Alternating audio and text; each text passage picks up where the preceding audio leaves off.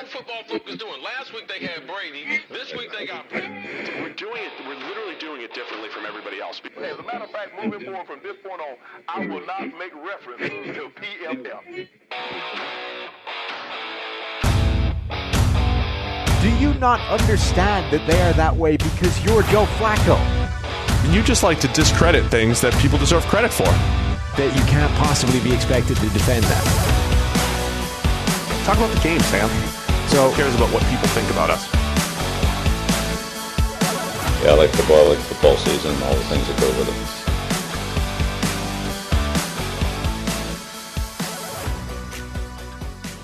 it. And we're back. PFF NFL podcast. Steve Palazzolo here with Sam Monson. Sam, we took a week off, recharged the batteries. You took a little staycation, and we're back at it for season 9, by the way. We're doing the season 9 PFF NFL podcast. That's where we are right now in our lifespan. 9. Most shows don't make it to season 9. Isn't that usually when the wheels fall off? That's the sketchy writing at the back end, and we have to to wrap the whole thing up. We're the other way. Disappointing finale. Our sketchy writing happens during the 2016 season when Renner took over and you guys did. Like, that's when we went down, and now we're working our way back up. We need one of those credibility. We need one of those like swan song episodes where we bring back everybody from the first series. So Ben comes on, Mike comes on, Tuckman. Yeah, Tuckman comes back. Tuckman. Get everybody back from the first couple of series, and we just have like a nice. There's some sort of music, and everyone makes an appearance. It'd be great. Everybody at PFF has at least been on the show once, right? Like pretty much. We did a whole we even retro had Ian look. On it. We had Ian. We had a whole retro look at PFF at one point. So we had Neil, we had Ian, the guy who knows nothing about football and just the IT director. So here's what I want to know from our listeners, the millions and millions of people out there. How many of you have been with us essentially since 2012, maybe 13, when we started the podcast? We were young. We had Sam and I working with David Tuckman, who was our host, and we went through different iterations of that too, Sam. We had a couple shows. We had like a whole season. We did the three of us on there at the same time, where he would kind of sit in the middle and bounce it back and forth. We did some where you and I would switch off by week, and he'd get Mike Clay on there to do some fantasy stuff. Like, we've had all sorts of different iterations of this podcast. We threw the Big Time Throwcast on the feed at one time. Yeah. That was a big hit. Yeah. Zach and I talked quarterbacks, Big Time Throwcast. That could have taken off. It's almost like the name was a problem. Tugman was the host back when we didn't have any idea how to host anything. Now look at us. Look at me hosting. Now we're fine. Look at me. Now you're just directing seamless. the conversation. This is beautiful. So hang on. I didn't tell you about. Did you my stay vacation thing, right? Yeah. Almost all of it was at home. We went away to a cabin in the woods for a few days, right at the start. Do you know how close we are to like legit Amish country here? No. Really close. Like really, really close. You head out east for like 40 minutes. You're in deep into Amish country. Really? Now, I don't know that much about Amish, right? I just know they dress in the weird old ye olde outfits and they don't use electricity or whatever, right? So you get there and they're all poodling around their buggies and horses and stuff. The other thing they do is rollerblade. Really? You've got because apparently that ticks the boxes, right? It's just wheels on feet. Yeah, it's not. You don't have to plug it in. There's no engine. There's no electricity. It's just motor. It's just motorless transport. They're 40 minutes away. Pretty much. So I didn't know that they were that close. You get out there and there's these guys in sort of the underslung beard, the neck beard thing, the hat, the cravat tie dealy, and rollerblades. And it's just bizarre. So on the way back, we went into this Amish furniture store thing. Because, so it's funny because myself and my wife are they say opposites attract. We agree on basically nothing. Nothing. You have the exact opposite taste on pretty much everything in the world. So I like, solidly well-built, handmade, wooden, rustic type furniture, right? Kind of crap the Amish hammer together when they've got nothing else to do. She likes, white, shiny stuff that came from IKEA. So we're in this. Put together yourself. That's a big problem. But anyway, she's the nice sort of white, shiny, minimalist type look. Whereas I'm in there like in this Amish shop, like looking at all these like really solidly built, table, like big rustic solid kitchen tables and all that kind of stuff.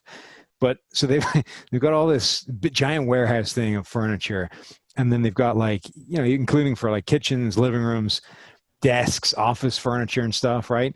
And they obviously know their market, so they're selling to regular people that use electricity and stuff. So where the TV should go in like the unit, they've got like this cardboard picture of a TV just like plonked in the hole.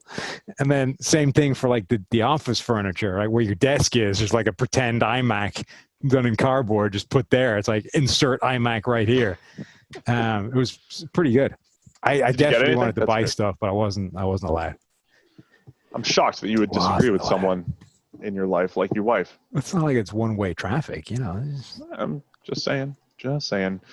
Anyway, for those tuning in to listen to some football, we're going to start our team preview series. AFC East starts right now.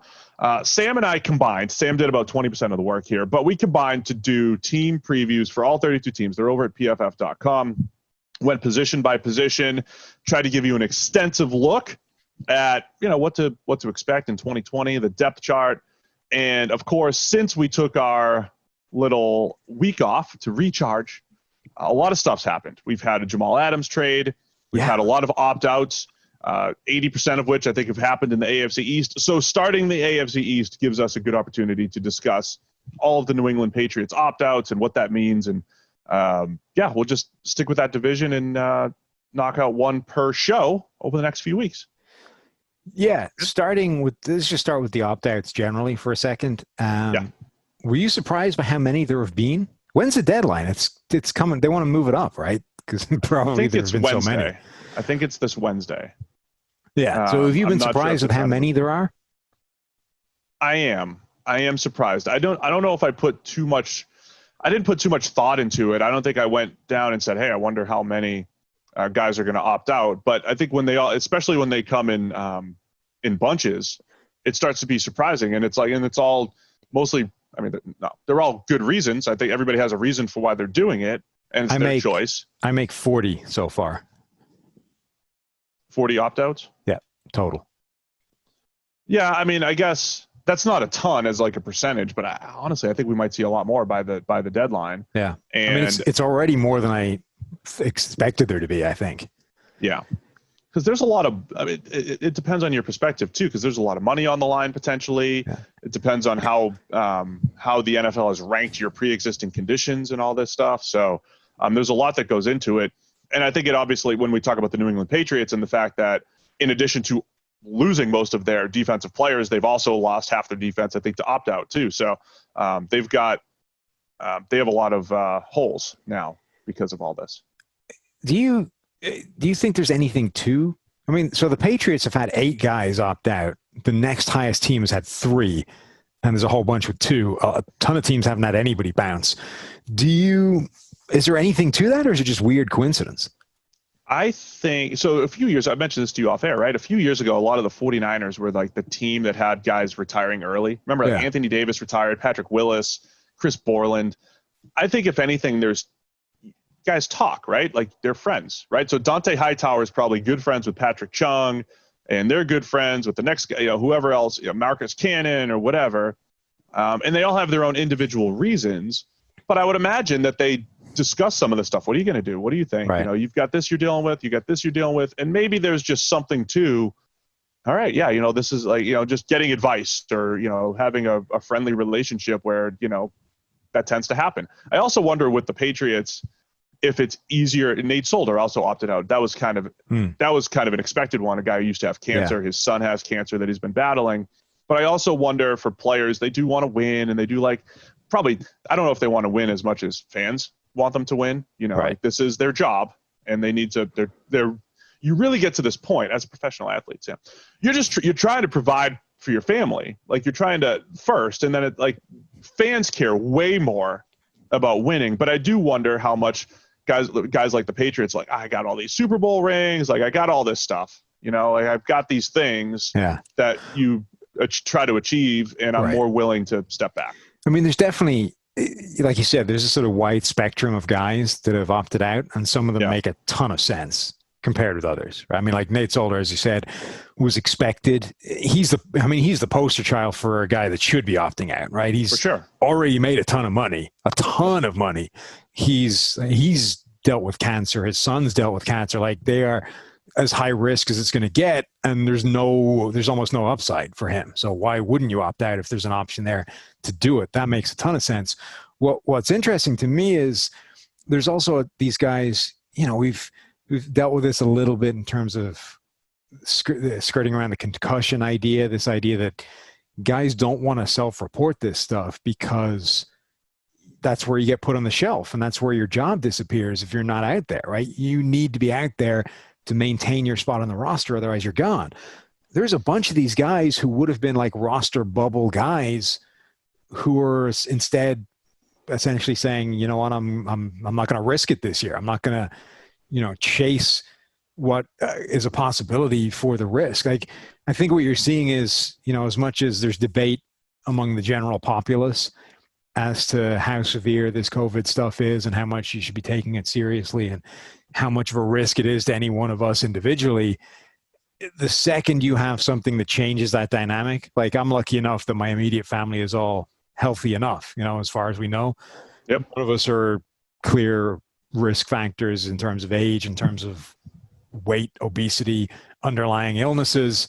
We're good, right? We're relatively low risk. But like, if you had somebody that was immunosuppressed through chemo or whatever, if you were dealing with any of this stuff, it immediately changes everything. Like, as soon as that happens, you're in this camp of, I am not risking this unless you can 100% assure me it's going to be buttoned up tight, and you can't. So I'm out. Yeah, college football is dealing with this too. I also imagine that there's kind of a stress level of, look, again, varying degrees of how bad is it when you get it, or in the opinions of how bad it is for you personally when you get it. But I think the stress of trying to not get it is a thing as well, right? Like, you got to be in the locker room, you got to be social. Like, you're being put into the situation where you do have to be around people a lot. And it's just like, there's like a lot of work to do to not, to not be around people and to not sneeze on people or whatever it might be. Right. So I think that's and it's a constant battle to not sneeze on people. I'm always trying to not sneeze on people. Got to cover. Anyway, let's go through the AFC East. Name a team, AFC East. Let's kick it off. Well, let's start alphabetically. Let's start with the Bills. Buffalo Bills, the first team in our team preview. All right. I think the Bills are good. I think they're going to be good. Here's the deal. They are, as I was going through, and I did their, we go position by position. I did their team ranks. I was actually surprised at where they ended up from a ranking standpoint, like across the board. So we go and just position by position, and you go through, and most of their positions were kind of on the bottom half of the league. Offensive lines, like right in the middle, running backs, whatever. Defensive line was at 20. Like, it's not great, but it's got some depth. Linebackers, I know Bills fans probably believe in them a little bit more than we do, but we have them like middle of the pack because they didn't tackle all that well. But where they're strong, receiver and secondary. Of course, it'll come down to the quarterback. But my point is, they feel like they should have a good roster. But when you go position by position, it's not great, but it's good in the right spots, receiver and secondary. That second part, I think, is one of the keys. That, they are good. If you're going to overachieve, that's a good way of doing it, is being strong in the right areas and weak in the right areas. If you're going to have flaws, have them in the least consequential spaces. And if you're going to have strengths, have them in the most consequential. So that's helpful. But we've also said for the past couple of seasons now that the Bills, I don't want to say they've been overachieving, but they are consistently generating results greater than the sum of their parts, right? So it therefore stands to reason that when you distill it down to the parts, they'll look worse. So I think that all makes sense, that when you actually divide it up position by position, the Bills don't look as good as they are when you build all those pieces together, and you actually end up with something significantly better, because the thing that makes Buffalo markedly better than those pieces is the coaching and the scheme and what happens when you put all those pieces in the right situation. So I think the fact that they have that coaching group of, Sean McDermott, Leslie Frazier, Brian Daboll, Heath Farwell. Did you know Heath Farwell was their special teams coordinator? Old Nails. No, Farwell. I did not realize that. Neither did I. But when, the coaching ticket, I think, is a significant part of this team being really good going forward. I love that receiving group. I mean, I've said this before that we've kind of talked about this plenty on the podcast. More and more, the longer it's a new season, we do this, Sam. It's season 9. It's a new season. Nobody's listening to season 9 it's yet. Just start. We can repeat ourselves now. That's why I did it. Perfect. We repeat ourselves. The longer we've been doing this, the more convinced I become that the single most important trait for a receiver is just being able to separate. And it almost sounds too obvious to put like that, but you want guys that get open. You want guys that generate separation. And if everybody has flaws, everybody's got something that they don't do as well as they do other things. And if you're going to have flaw, have it in the contested catches, have it in, run after the catch, whatever you want, blocking. Don't have it in separation. Have your strength in separation, have your flaw something else, because ultimately that's the most important thing. Not just because it helps across the board, right? It buys the quarterback extra room. It also buys you margin for error at the back end. And the thing that I've been sort of thinking of more recently is that I think it fundamentally makes quarterback's life easier by the picture you paint them. So one of the reasons that people talk about the game slowing down for players when they hit the NFL, once they've been there for a while, first of all, the speed difference between the college game and the NFL game sort of overwhelms them, and then it starts to slow down. And I think one of the reasons that is, for quarterbacks in particular, is because there's a massive difference between college open and NFL open when it comes to wide receivers. So there was this anecdote, I think, of Peyton Manning and Bruce Arians. Peyton Manning threw this horrible, threw the ball away, right? Arians reams him in the meeting room, right? Rolls his back and it's like, why didn't you throw it to somebody? And he's like, who? Nobody's open. It was like Peyton, this is open in the NFL. Like, this guy needs to get the ball. You can't throw that away. This guy, you need to learn that this is what open looks like in the NFL. This is a guy with a half shade of inside leverage on his move. Yeah, it took Manning, a season to figure that out or whatever. Like, it takes these guys a while to work out what it looks like. So if you get guys that separate more, you make that easier, because suddenly you don't have to compute. All right, he's not college open. Is he NFL open? Yes, he is. Let's throw it to him. You look up and it's like, all right, that guy's open. You save that beat of mental computation. So when you've got a guy like Josh Allen, surrounding him with guys that change that picture fundamentally has to be really good for his development. Yeah, I mean, I think absolutely. That is absolutely true. And I'll add to that. When guys get open, and they get open quickly, that is what protects the offensive line. That is what allows the quarterback to get rid of the ball quicker and protect the line. And it is the reason why we use the term creep back toward average. It's the reason why we say, look, you don't necessarily need an offensive line that is top 3, that's going to give you an hour to throw the ball or anything like that. You just need to not be a disaster. You just need to you essentially need your lineman to not lose in the time that it takes one of the first 2 receivers to get open. So if you have a top 2 receivers that get open quickly, you could deal with a lesser offensive line. I think the Bills have done a really nice job. And Jets fans, when we get there, Jets fans might look at the Bills offensive line building and say, that's all we need, right? They threw a whole bunch of stuff at the wall over the last 2 or 3 years. They've brought in the one guy that's remains there is Deion Dawkins. He's remained there at left tackle, and since since the new regime came in, you've got Quentin Spain coming in from Tennessee, Mitch Morse from the Chiefs. John Feliciano is out for the season with a torn pec now, so no longer scheduled to start. But they still have Darrell Williams again from the Panthers, who they might be a rejuvenation project. Ty Nsekhe, that's my guy. Ty Nsekhe, former Washington player. He has been quietly one of the best swing tackles in the NFL for like 6 years. And he might finally have a chance to start. You could kick Cody Ford into guard. I mean, they have like 8 legitimate guys with starting experience that are all potential mid-tier type options. So, I mean, that's a good way of building an offensive line. Oh, I think if you asked the Jets right now if they would take the Bills' offensive line in terms of where their new 5 group is going to get to, like if you said, given the range of outcomes with the people you just acquired on your offensive line, would you accept an outcome of that group being the Bills? I think they'd say, hell yeah. Like, give me that right now. I'll take it. Sure, the potential is much higher, but I will absolutely take that baseline from the group that we've just assembled. So I think they can get a starting 5 that's reasonable. Cody Ford might be the key there, the 2019 second-round pick. Need to see him improve, but I mean, they've got a decent, solid group. Since you brought it up, let me piss some people off with a quick tangent.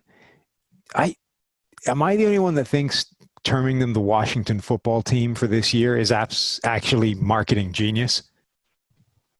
I mean, if you make a case. Okay, let me tell you why, right? So the pressure has finally reached the point where you've agreed, yeah, we need to dump this racist name. Let's get rid of it. So that happens, right? Now you're stuck. What do? You're dumping the name immediately. So you're left with something. There's some kind of issue with this dude squatting on the various names. So you got to either work through that if you want one of those things or come up with a completely new name. The biggest problem is you've got all this merchandise that you've got to like spool up and get everything functioning in like a couple of weeks. That's pretty tough to do. But what you can do is when you make this change, there's going to be a ton of merchandising sales from everyone jumping on board of, you got to get anyone that was a fan of that team has to get new gear. So they got to get some WFT gear. Right. So if generally having like an interim step potentially lets you increase money, right? Because you're going to get the new gear when you sell it, and then you're going to get the interim gear for this year, however much that is, right? Yep. So generally having some kind of interim stage, I think, is a good marketing move.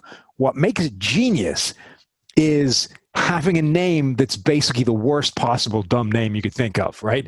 The Washington football team is going to be the single biggest way you could maximize sales because everybody is going to buy that for a joke, right? If you had just called yourself 1 year of if you had 1 year where it was just Washington, nobody would have cared. But because you put Washington football team, it's so ridiculous. You're going to have a ton of people that buy that for the comedic value that would never have thought about buying it before. So you've like maximized the amount of money you could make. You're A, getting 2 waves of merchandise sales, and B, you've maximized the middle one by having a comedy name as opposed to just a generic placeholder. Oh, I could buy that. I could buy all that. I mean, obviously they couldn't just make a name. They couldn't just, you don't have enough time to get the new name. Right. So you have to have some sort of transition. They could have just put Washington and dumped the logo mascot thing, right? So you think it's genius. I contend that having a ridiculous, like, insert a name, having the Rob Lowe of names in your franchise is the way to maximize the revenue for this year. An organization known for their great decision making made a great decision. Is that what you're saying? I plead the fifth. Pled over here as well. I think that's a fair genius call. AFC East podcast, though. I like your tangents. They're good. You're right. Washington football team. I'll buy some of their gear. I tried to get in touch with some of my contacts there. I need some gear sent over here. I need some WFT stuff. Since you said you love the tangents, I need to fact check this because it sounds so absurd that I can't even believe that it's true. You know, this idea of pleading the fifth, right? You take the fifth because it's the right to not incriminate yourself with your answer, right? Yes. So you plead the fifth, therefore you don't have to get stuck. So apparently it's like a tactic from law enforcement that if you give somebody immunity from the thing that they were going to incriminate themselves to, you are functionally no longer allowed to plead the fifth because you can't incriminate yourself to a charge you've already been let off, essentially. So what they will do is be like, if they want an answer to this thing, they give you immunity to the thing that you're about to incriminate yourself to, and then you cannot take the fifth. I heard this in a documentary or something, and it sounded so absurd at the time. So once you took immunity... Once immunity is offered to you, not even that you took it, once it's offered to you, you can't plead the fifth because you can't incriminate yourself to something that's being essentially dropped that you're immune to prosecution over. Now, but if you take immunity, then you're fine. Yeah, but the point is you would then have to what they do is because a lot of the times in like mafia cases or whatever, they plead the fifth so they don't have to like incriminate not just themselves but like the boss. Yeah. So they're like, well, I want to stop them pleading the fifth so that the boss gets off. So we just give them immunity. Now they can't take you know what I mean? So they basically stop them covering up for other people by giving them immunity. But I've meant to fact check it at the time and haven't gotten around to it. But it seems so absurd for that to be true. Don't bring your tangent unless it's been fact checked. It must be that you have to actually accept it, right? It can't just be them offering it to you renders the fifth null and void. It has to be that you accept it and then it's null and void. I prefer to just talk and then let our listeners fact check us. Well, as a natural American, it feels like you should have knowledge of this, no? I'm just an interloper into this country. This is your place. Oh, you're an American now. You've got the card that's No, I am a permanent resident. I am not yet an American. That's down the line. Still can't believe we're letting you stay. All right, let's get back to the Buffalo Bills here. So the receivers are good. Already. The receivers are good. The offensive line's reasonable enough. Mm-hmm. Their running backs, Devin Singletary and Zach Moss, they're not complete clones because you could say Zach Moss is Kareem Hunt's clone. Like he's close to a lot of other guys, but both guys very similar in that they're not big play dynamic players, but boy, do they make people miss, and they made people miss quite a bit in college. So that's where Singletary and Moss, they're two of the three best running backs in just missed tackles per touch, essentially, that we've seen coming out of college. Yeah. And they both run in the 4.6s. So they're very similar in that regard. They also have TJ Yeldon there. But I think, and then you have Josh Allen. So they have an offense between the three. Josh Allen a running back? Ooh, did I do that? Oof. I didn't, but I could see how you might think that. It's like missing the Oxford comma there. Then it just combined them. So if you look at their offense, three tough receivers to cover. John Brown, Stephon Diggs, Cole Beasley, all with three unique skill sets. Throw in Isaiah McKenzie, their jet sweep dude. And all right, there's four unique skill sets. Maybe a fifth guy emerges. Two running backs that are tough to tackle. Dawson Knox, an emerging, somewhat athletic tight end. And then a big athletic tight end in Josh Allen, who also plays quarterback. You didn't catch that one. Who plays quarterback. Wow. He's tough to tackle. Great scrambler. He's going to have open dudes to throw to. This is a difficult offense to defend. You didn't even mention your favorite rugby player. Who did I miss? Looking at their depth chart now, can you even pick the rugby player out of the lineup? Who, Becker? Christian Wade. There you go. You got there. Christian Wade. I looked at some sort of like. It was like his first carry. Becker felt like some sort of Australian rugby player or something that I did. It was like I think it was Wade's first carry, right? In the prepreseason, he rattled off like a 45-yard touchdown. All right, stay on point now here. He's had that exemption. They get the sort of the international guys. They get X number of practice squad spots, I think. And he's had that exemption the whole time. So he's been learning running back the whole way. It'd be interesting to see if he sticks on the roster this time because the guy's got legit speed and clearly game-breaking talent. By the way, I'm just looking at the quarterback depth chart. I love this. You have Josh Allen, cannon for an arm, some accuracy issues. Then you have Matt Barkley. It's ridiculous. No arm. Yeah. And, he's actually played some decent football at times throughout his career. Then you have Davis Webb. Mm-hmm. Big arm, no clue where it's going. Then you have Jake Fromm. Right. No arm, accurate, pretty good decision maker. It's awesome. I love it. It's like, it's like people that, they don't see color. There's no racial bias there. The Bills have that thing except with arm strength. I don't see arm strength. I just see mental processing. I don't care how fast the ball comes out of his arm. I don't care how hard he can throw. Take all those guys. It's just I don't see arm strength. I just see processing ability and accuracy. Here's what I like about the Bills offense as well. I think they're really good. I don't know how much this is worth, but I think they're really good just like on the edges of the roster. So guys like Lee Smith at tight end, the dude who catches like 3 passes a year, a legitimate run blocking tight end. Tyler Kroft, a pretty good run blocking tight end. So like when you're filling out your roster, you want to have a guy that can run block a tight end. Like you kind of just want to have, like the Bills have 2 of those guys.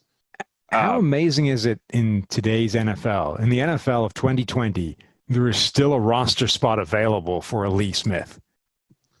Yeah, I mean, I get it, though, because you still want to run the ball at some point. I mean, teams still want to run the ball at some point, no matter what we tell them. Well, this so is if you're addition, going to, this is in addition to like a legitimate fullback. Like they have a Patrick DeMarco.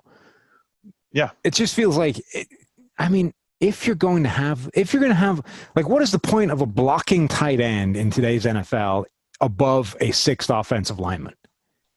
Now, that's a fair question. And we already talked about the depth that they have at offensive line. They apparently like Ryan Bates quite a bit. He's a second-year undrafted player.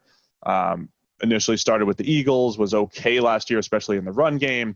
I think their depth is really good. Say what you want about it, whether or not you need a run blocking tight end, like they have one. They have a fullback. They have a 4th and 5th receiver that can do some stuff on the field. I think they've got some depth on offense. So all that said, it comes down to Josh Allen throwing the ball. Yes, and that's going to be huge. I mean, that's it. I think he could have a year where he doesn't really improve as a quarterback, but he has better stats because of all this around him. Do you know how many routes Lee Smith ran last season? 42. 64, up from 49 the previous season with Oakland. So it's like 200 run blocking snaps, right? Yes, 205. My question would be, like, are you seriously telling me that there is a dramatic gain from the 64 times Lee Smith runs a route that he warrants a roster spot but in addition to a Ty and Secchi? Like, you're telling me there's that much of a difference between the 64 times Lee Smith runs a pass pattern versus 64 times Ty and Secchi would have to run off the line, that it's worth like carrying him on the roster. Lee Smith is bringing an extra, he's bringing a safety down in the box. You know, like Secchi might bring an extra linebacker on the field. You're telling me they're covering Lee Smith with a DB? No. He's a glorified tackle as it is. That's what I'm saying. So he probably he's not going to block as well as Ty and Secchi. So you're missing out. You don't know that. Something he's a tackle on the 280 snaps he's blocking, and you have to offset that on the 64 times you want him to run some kind of pass pattern. Sam, stay on point. I'm on point. I've come to the conclusion that genuine blocking tight ends right now are a waste of a roster spot. They're right up there with the Chad Henneys in terms of coaching. There should be coaches. There's no purpose for that guy being on the roster. Bless him. Bless Lee Smith. I love the guy. He's funny. Look, I love it. I just love looking at, hey, they got a blocking tight end, they got a fullback, roster spot. Wide receiver 4. We're getting into the weeds here. Let's talk about the defense, and we'll circle back to the Josh Allen discussion. Right. Defensively, they don't have a dynamic threat on the defensive line, but they've got some depth. Jerry Hughes has led the team in pressures every year since he got there in 2013. That was fascinating to me when I saw it. In part because Jerry Hughes has been incredibly consistent, and because he's been like without a running mate for a couple of years as far as pure name value goes. But the way they're going to stitch this together with Mario Addison coming over from Carolina, AJ Epinesa, 2nd-round pick, Quentin Jefferson coming in from Seattle, Trent Murphy's there. I mean, they got all these guys. Vernon Butler comes in from Carolina, and then the guy that they need is Ed Oliver, last year's 1st-round pick, to kind of just take that next step.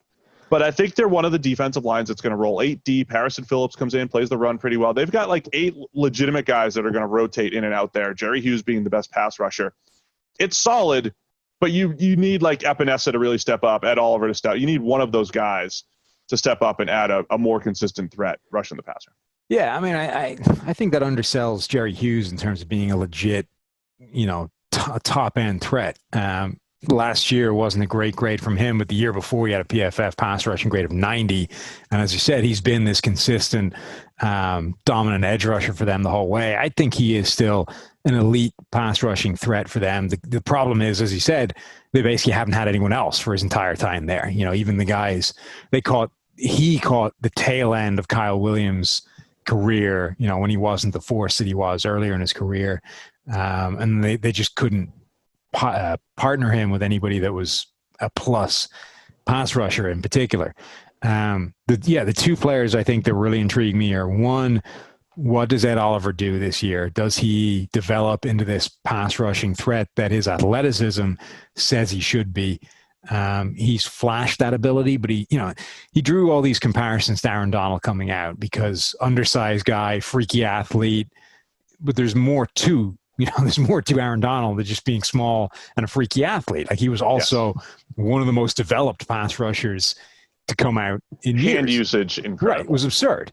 And Ed Oliver didn't have that. And not only did he not have that, but he didn't even have the alignment advantages that Aaron Donald had in college in terms of being deployed the right way to be a plus pass rusher. So it was always going to be a work in progress. So where is that progress this year? I think that's one of the big questions for this Buffalo defensive front. And then what AJ Epinesa ends up being is another intriguing thing, right? Because he's this sort of really dominant college edge who was basically prohibitively bad in terms of testing and athleticism and measurables to play like a legitimate edge at the next level. So what does his role end up looking like? Does he get kicked in permanently to an interior position? Does he become the power edge that they were never quite able to get from, help me out, name? Shaq Lawson. There you go. From Shaq Lawson. You know, what does Epinesa end up being? Can he be like a plus addition right out of the gate? Those are, I think, are the two big question marks from this front. I love Epinesa. I loved watching him. He did remind me of Trey Flowers.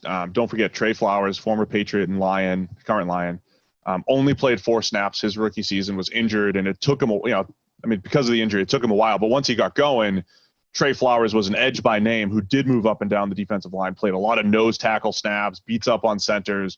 Epinesa has hands like cinder blocks. Like he could beat up some offensive linemen with hand usage and all that stuff. So I am interested to see him and Oliver. You know, they're the keys, I think, complementing Hughes as Hughes gets older. Now, the back 7, again, is where I think the Bills win.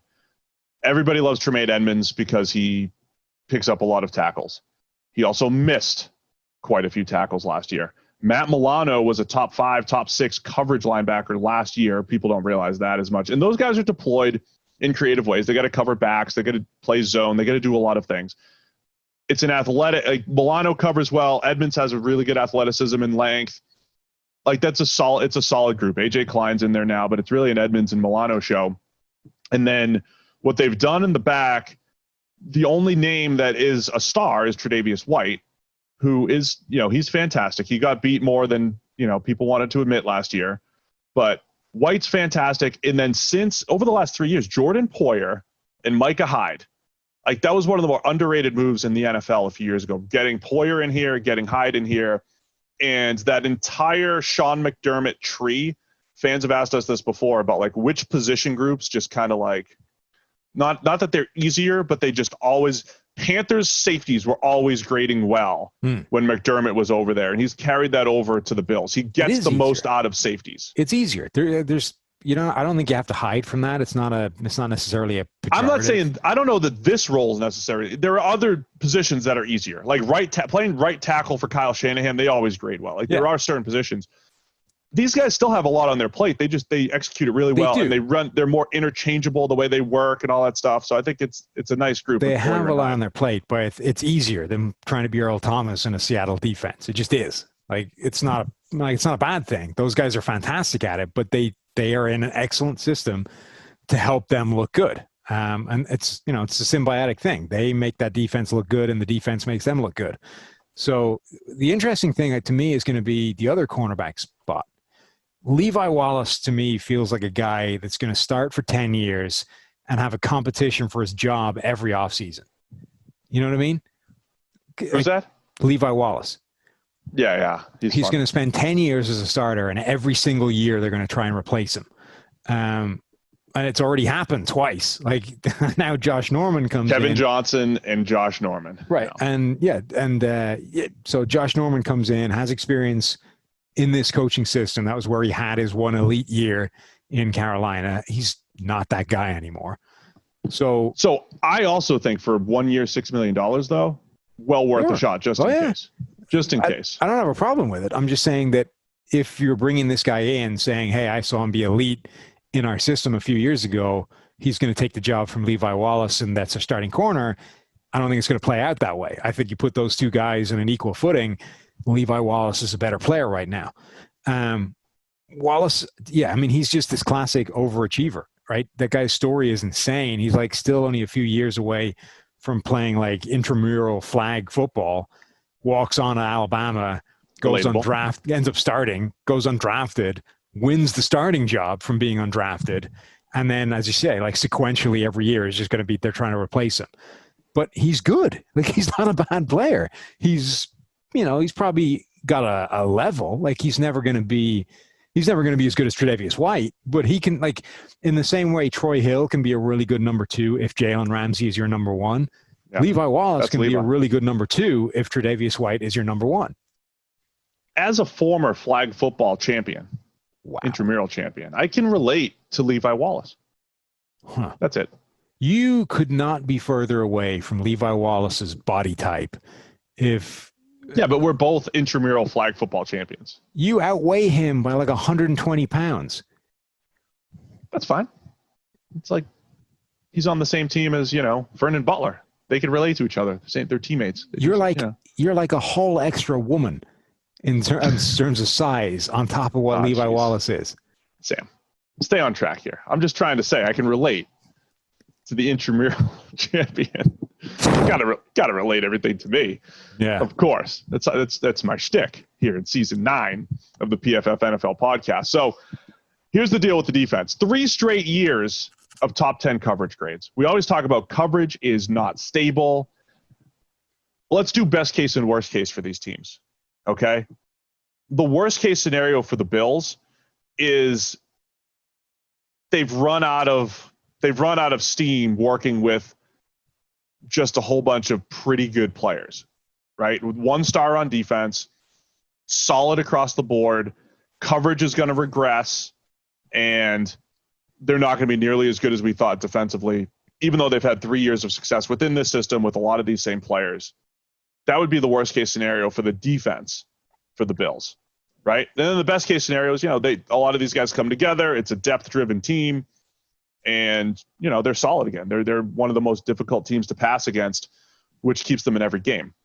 But there is a possibility that they just simply regress defensively, because posting 4 straight top 10 coverage grades is really difficult no matter who you have on the team. It's just a really difficult thing to do.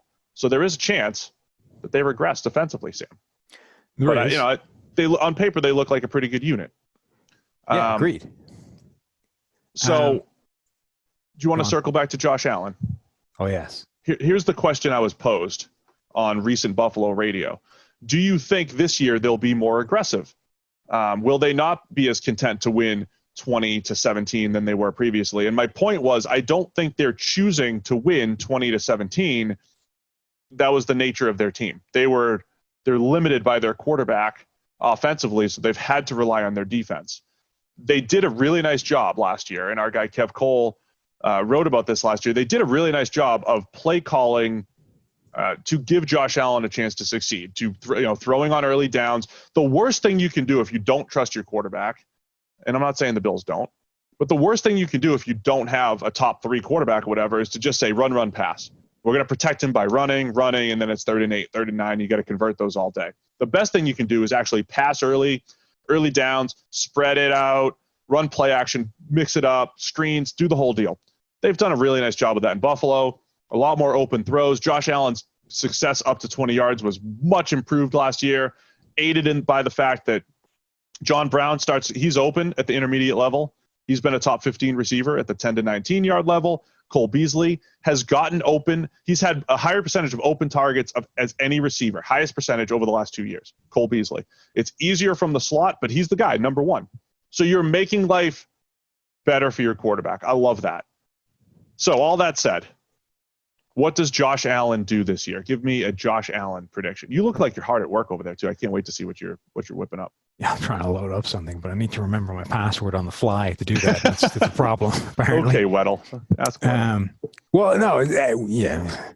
Let's not go there. Did we talk about that now that he's retired? Sure.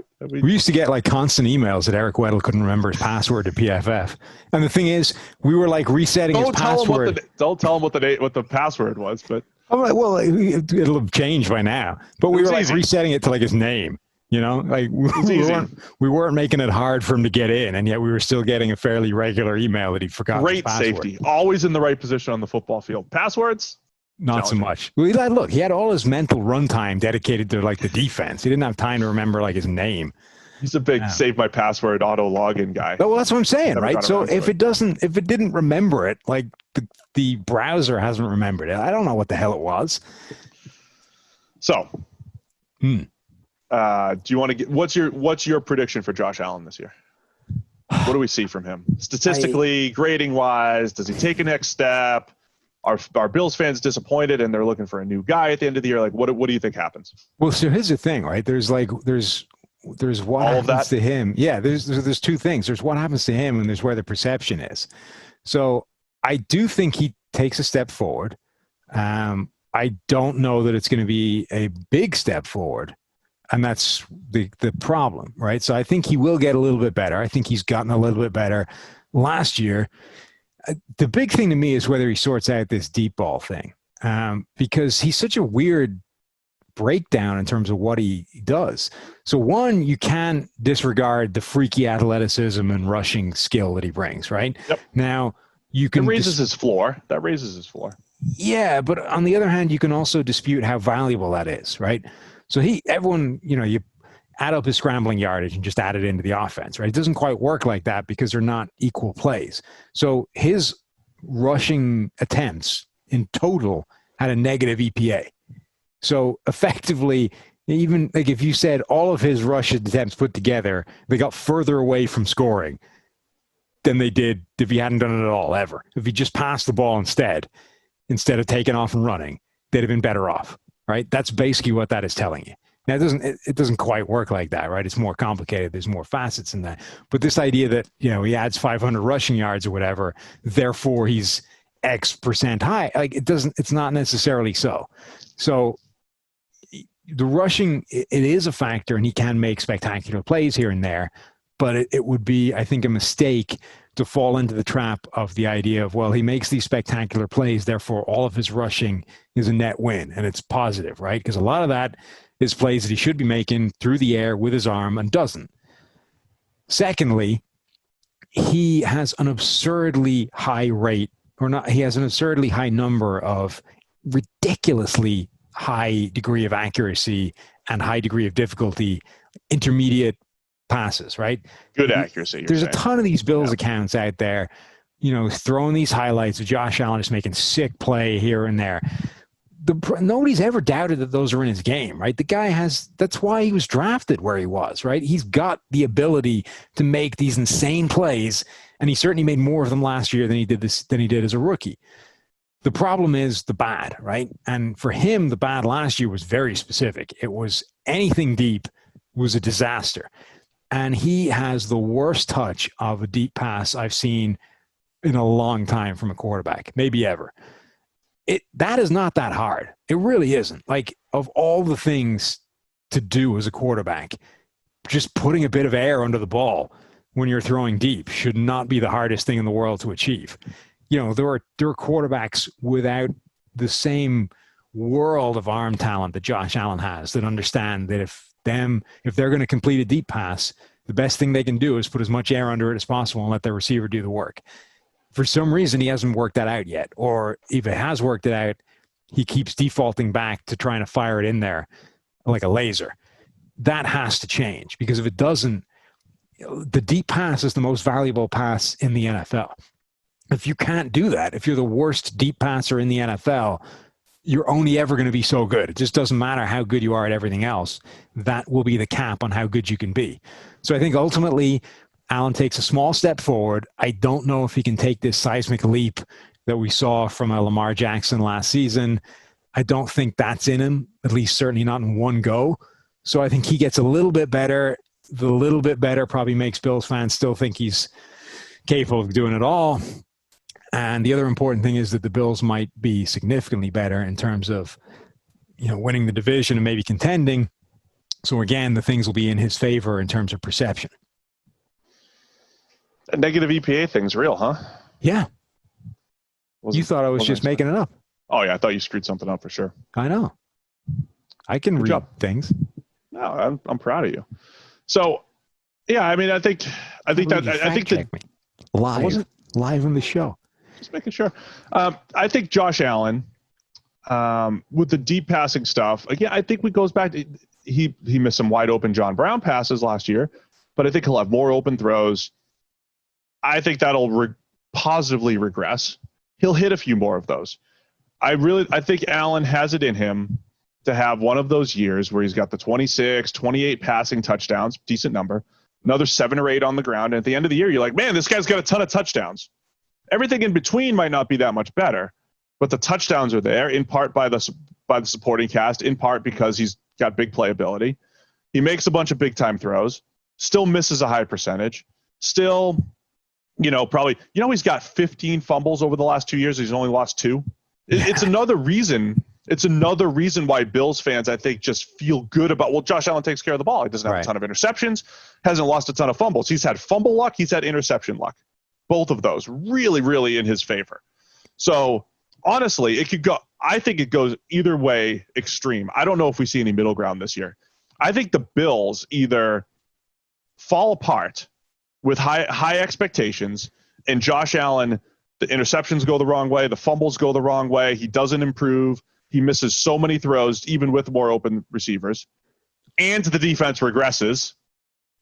Or it goes the other way and Josh Allen has these really nice stats, he improves a little bit. It's still like an uncomfortable, he still misses a few too many throws, but it doesn't matter because you got more open receivers and it's just better. You've got better yards after the catch guys. He's got his rushing ability. The defense stays good, and the Bills are right there in the hunt. I'm leaning that way. I think they're in the hunt.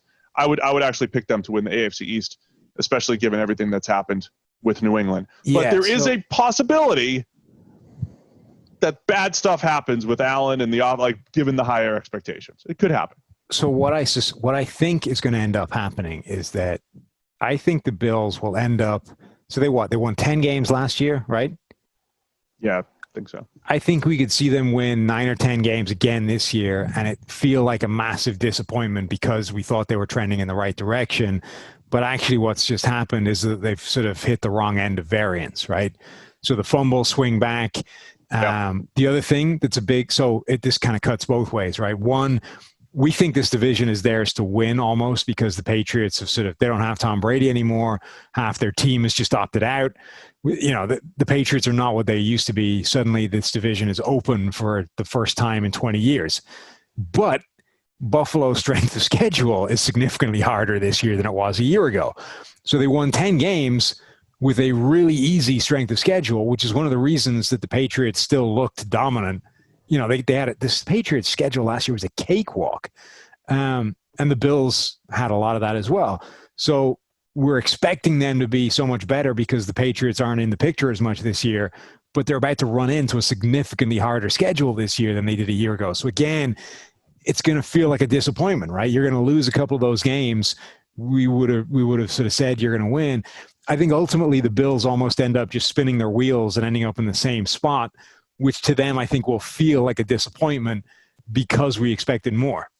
I think that's a fair take too. They have to play the NFC West, which has 4 legitimate playoff contenders if you include Arizona. Right, which I think Seattle have to at this point. Seattle, the Rams, the 49ers, obviously, and the Cardinals. They have to play the AFC West and the NFC West. So the AFC West has the Chiefs.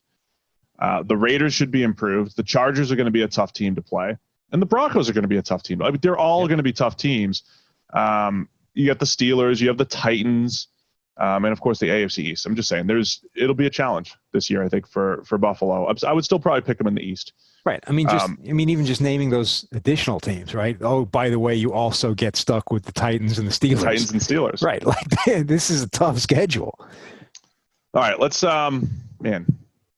You were talking about trying to squeeze 2 divisions into one of these podcasts. How long did it take us to get through one? It's your fault. It's always your fault.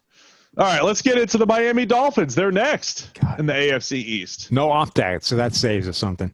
No opt-outs to discuss for the Dolphins.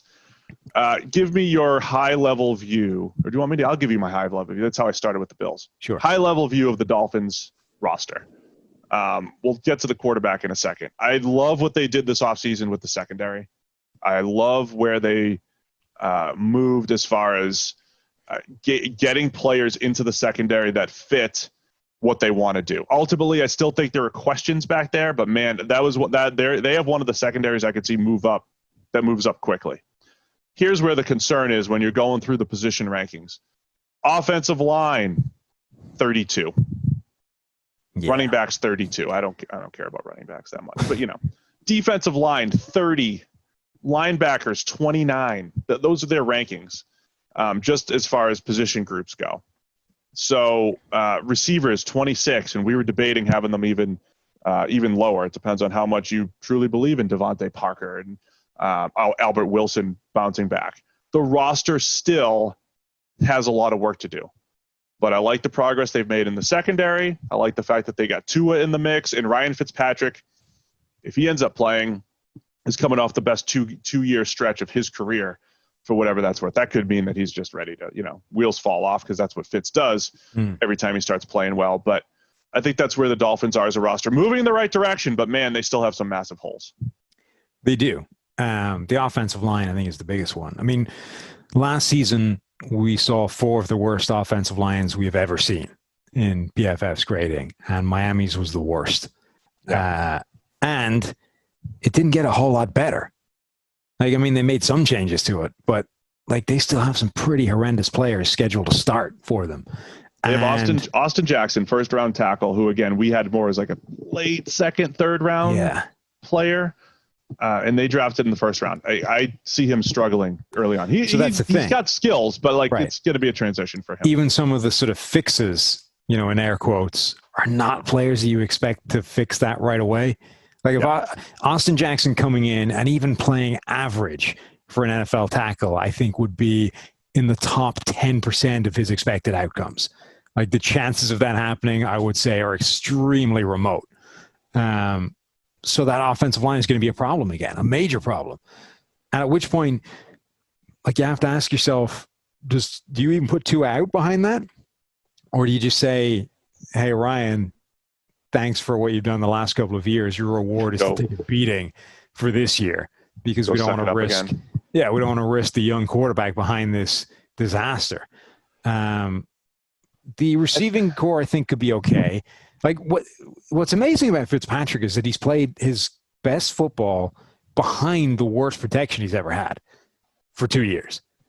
It's not just that he's played the best he's played for 2 years. It's that he's played it despite the worst pass blocking he's been dealing with. Well, it made more sense with Tampa Bay in 2018 because he was, YOLO ball Fitzpatrick working with a rookie Godwin and Mike Evans when he was good then. They had Adam Humphries that year, but they had the two tight ends were still there. They were pretty good. He had dudes to throw to in Tampa Bay that particular year. He had the YOLO year with the Jets with Brandon Marshall and Eric Decker, I think, in 2015. But last year, YOLO Fitzpatrick, creates Devontae Parker into a contested catch monster and giving him opportunities and everything. They have Albert Wilson back, who's been a yak machine for them. So I don't hate their receiving core as far as they've got some decent pieces, but again, you got to compare it to the rest of the league. Yeah, it's Devontae Parker and Alan Hearns and Albert Wilson and Preston Williams did a nice job last year. He just dropped so many passes. They've got some guys that can do some things. Got some guys that can do some things. The offense, I think, it's heading in the right direction. There's a lot of pieces in that offense that I think could be in a very functional offense. It's just, this feels like one of those offenses where the entire thing is going to be capped by the fact that they might have, again, the worst offensive line in the NFL. And a line that bad is only going to let you be so good.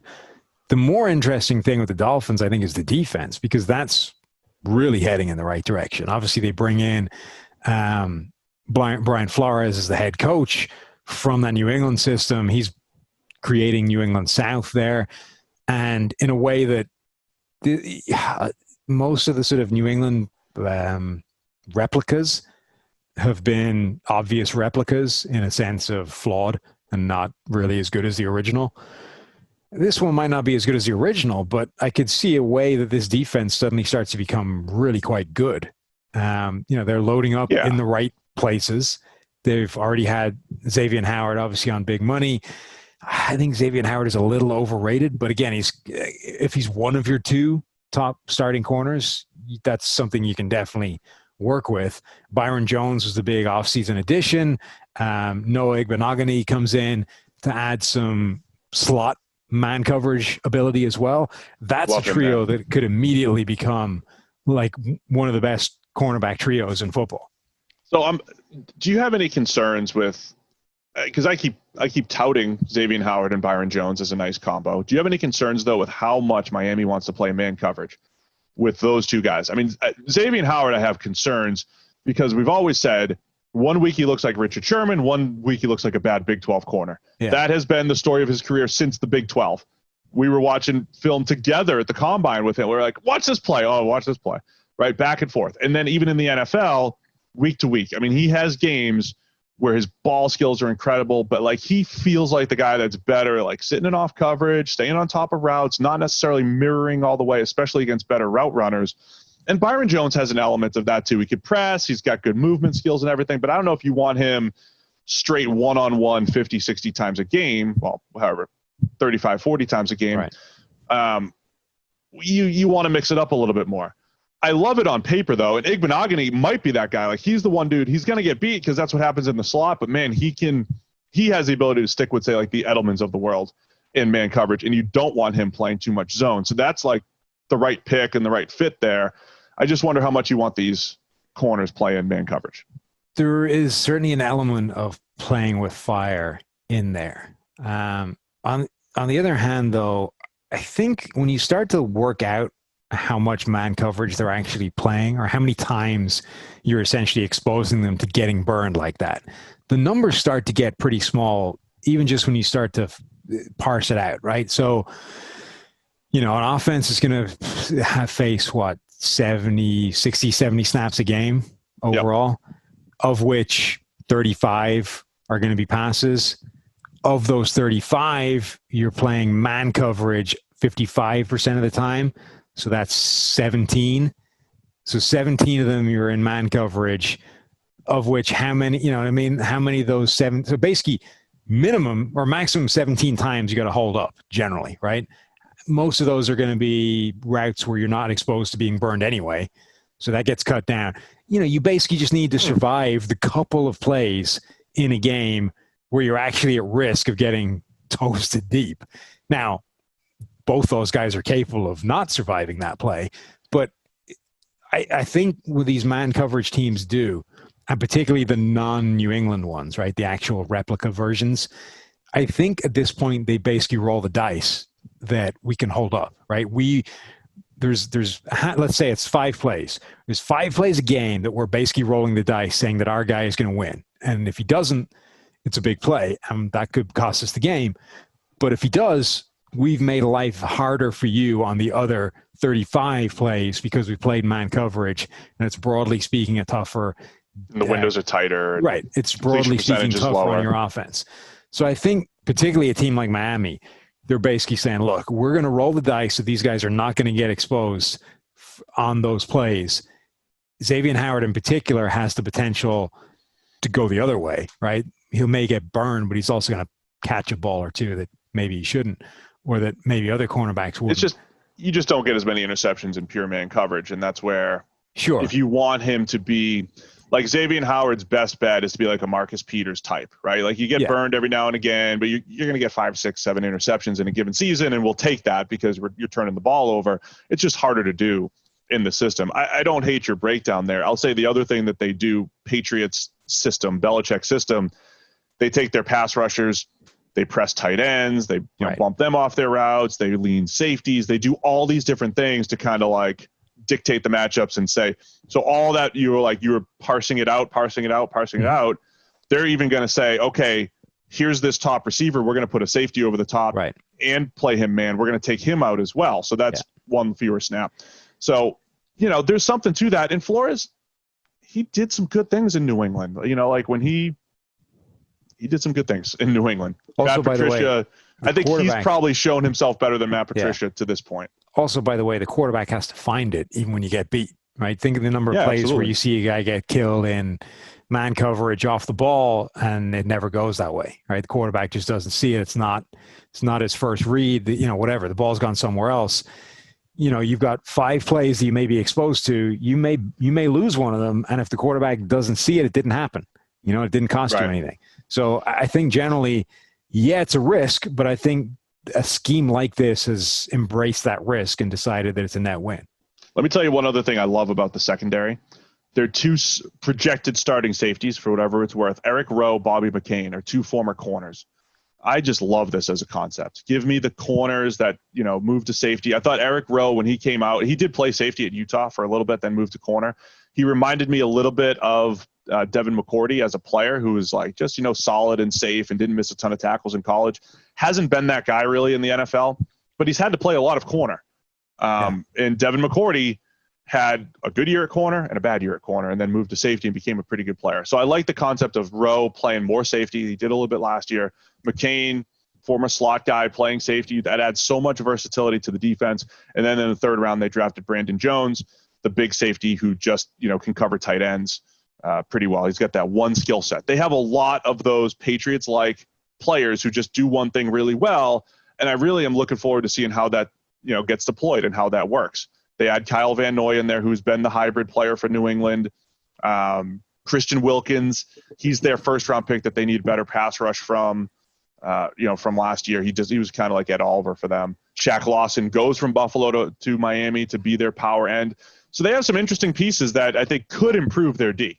I think you just made a great point that I hadn't even considered before about this Miami team, but they have a ton of players that are very, very specific in terms of what they do well. And the flip side of that, the implication being there's stuff they don't do well, right? Yeah. But what makes that New England system so unique is that nobody in the NFL is better than Belichick at putting players in a position to enhance what they do well and to hide what they don't do well, or not ask them to do things that they don't do well. And I think that's one of the major things that separates his defense from all the disciple versions, all the replicas that go off somewhere else.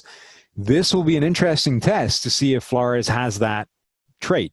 If he can take these guys that are, flawed diamonds, that are players that are very, very good at specific things and not very good at other things, and make use of that the same way that Belichick has been able to for years. If he can, suddenly you have this Patriots level weapon in terms of an advantage when it comes to, player acquisition, a defense that's better than it looks like it should be, and all those kinds of things. They're another team, if you just look at, PFF concepts, the teams that have a much better secondary than they do defensive line. So, for instance, we have the Ravens with the number 1 secondary, 17th in defensive line. We have the Patriots annually.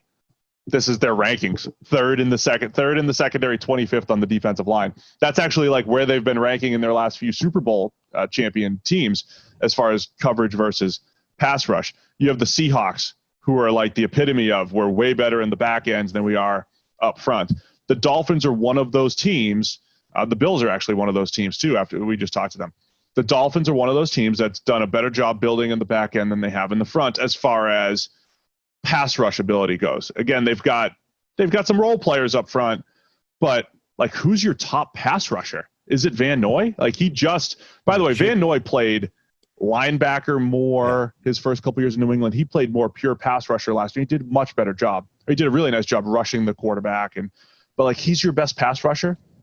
Shaq Lawson, not great. Christian Wilkins, not great. They have a whole bunch of run first type of players, which is another New England trait. They bring in Landon Roberts, run stopping linebacker. Raekwon McMillan, run stopping linebacker. Don't trust those guys in coverage, But to your point, if you just protect them enough throughout the game, you don't have to expose them. Yeah, and it also makes players like Curtis Weaver fascinating, right? Ooh, yeah. Curtis Weaver goes to most teams. You're like, if they just try and make him into a conventional, like he's not a conventional body type, conventional style of player, right? He probably needs a specific thing working for him. So you go to the Dolphins or the Patriots, it's like, all right, now that becomes interesting because Weaver was ridiculously productive as a pass rusher. But, the guy's got himself a bit of a gut, doesn't look, the most spectacular athlete in the world. So there's a lot of teams. Lamar Houston. Right. Bill. Teams shy away from that. The guy goes in the 5th round. But in the right system, like those are the kinds of players, if you're prepared to focus on what he does well and not ask him to do the things he doesn't, you find diamonds doing that. So look, I think there's so many good stories. I can't wait. I hope the NFL happens. I can't wait to watch this season because the storylines are just fantastic. I really want to see how this Dolphins defense comes together. Year 2, Brian Flores, and all these new pieces there. So offensively, circle back to enough? No. Well, what do you want to circle back to? The offensive line is going to be their problem on offense. The thing I wanted to circle back to is when do we see Tua? Because the guy's clear now, but I don't want him anywhere near that offensive line. But you don't sit a top 10 pick for any extended period of time in today's NFL. I don't know if the Dolphins believe their offensive line is that bad because they drafted Austin Jackson in the 1st. Sure, he's a rookie, but they drafted him in the 1st. They brought in Ted Karras from New England. He's only started for 1 year in his career. He was solid last year. Yeah. It's New England. It's Brady, quick passing, whatever. But he was solid last year. They paid Jesse Davis to come back and play football. He was their best lineman last year. He hasn't graded above 60, the right tackle. But I think they think they're okay. So I don't know that Miami looks at their offensive line and says, well, we've got the worst offensive line in the league. How can we do this? We do. I don't think that they do. Based off of right tackle investment, 1st-round investment, Ted Karras coming in. And I think they know that it's a weakness, but I don't know that they're like, man, this is impossible for Tua. So I think it's one of those, like, you give Fitz a couple weeks and then it's Tua. And I think that's mostly because of the practice time. I think that's what we see. Yeah. I mean, I believe it. I mean, I believe it for no other reason than this plan of like everyone comes in with the intention, not everyone, but a lot of people come in with the intention of sitting the 1st-round rookie, and it always goes to hell by like week 3. What's amazing to me is that the one time in recent memory where that hasn't been true, it's been with Patrick Mahomes, who may be the greatest quarterback the game has ever seen, right? Like the one guy that they actually managed to keep on the bench for a year was maybe the greatest quarterback, was an MVP right out of the box. Oh, and man. Yet somehow we were calling for him that year. Like Alex Smith is doing really well, but still bringing in Mahomes. And this, that might have, I honestly think that their plan, this might have been the one instance where their plan, I think, was to actually put him in, and it went the other way. Like, usually the circumstance dictates that the plan to sit the guy has to be thrown out and we have to bring him in, right? The Blake Bortles, Chad Henne thing. In an ideal world, we wanted to sit Blake Bortles all season long, but Chad Henne is Chad Henne. Chad Henne happens. And there's only so many weeks you can take that before you just snap and you have to throw out somebody else. Anybody else, it doesn't matter. Just Chad Henne cannot throw the football again for this team. Whereas with Mahomes, it was like, all right, we've got Alex Smith. We know that's a good, solid starting point. We'll give Mahomes, 6 weeks on the bench, and then we'll bring him in and he'll be a superstar. Only 6 weeks in, Alex Smith is playing out of his freaking mind, leading the NFL in passer rating, and is just playing so well that you can't sit him down, even though or they thought they had what they had, which is an MVP in waiting. Here's I'm going to use the same take I had in 2018. Jameis Winston was suspended. Ryan Fitzpatrick got to start the first few games. Yeah. Those first few games could be the Dolphins look like Super Bowl contenders, or the Dolphins are 0-3, 0-4, like it's Tua time. That's the Fitz magic right there. Because if you do give him a few games to start, he could go off like he did that's what he did in 2018. You're like, this is the best quarterback in the NFL right now. He's going head-to-head with Drew Brees. He's completing 80% of his passes and chucking them down the field. Like, that could happen, or it could go the other way. Fitz played really well last year. Again, given the offensive line circumstances, the lack of weapons, played football pretty well. But the range of outcomes with Fitz is all over the place. Miami agrees with him, don't you think? Like the city, the vibe. It's a good Fitz vibe. Miami Magic, the beard. Absolutely. I think he suits it. I think he's done a great job there. He's done a great job. So I'd say 2 is like week 3, week 4. You give him some time. The lack of preseason reps, man. It really. Yeah. If we didn't have preseason last year, remember when Dan Orlovsky apologized to Daniel Jones? Sorry, man. I didn't think you were good, but I just saw these 22 preseason throws. You're awesome. He apologized for his take on Daniel Jones leading into the season. Nobody can apologize for not believing in Justin Herbert, for instance. We won't be able to see it. Yeah, but it does just mean that 3 passes into their NFL career, it's going to happen. I know. Well, sorry. My point is, it's a lot easier for Daniel Jones to look awesome in the preseason than it was in the NFL. So we don't have the preseason overreaction. But I think the lack of preseason reps is a challenge. I think it's definitely going to lead to some coaches being conservative with personnel decisions. So let's go, not even best case, worst case, but what do you think Dolphins fans should be looking for this season? What constitutes a good, we're moving in the right direction season? Because I think it's fair to say we're still in the middle of the rebuild here. Yeah, I agree. And I think they're battling the same things that we just talked about with Buffalo. This division schedule gets harder this year than it was a year ago, right? So they're battling with the same deal. They have a tougher schedule. They play the same teams we just talked about. They're going to have a really tough battle in a lot of those games. So I think you have to start looking at this from a performance point of view as opposed to a wins and losses point of view. Look at the defense. Is it taking the steps that we just talked about? Are they putting these guys in the position to succeed? Does it look like Brian Flores has that Bill Belichick ability to play to his player strengths and to minimize their weaknesses? That's huge. The offense, is that offensive line a complete shit show, or does it have the ability to actually protect the quarterback for more than 2 seconds? If it is, we're in business. And I'd say Tua, when he gets out there, does he look like, does he have star power immediately? Right.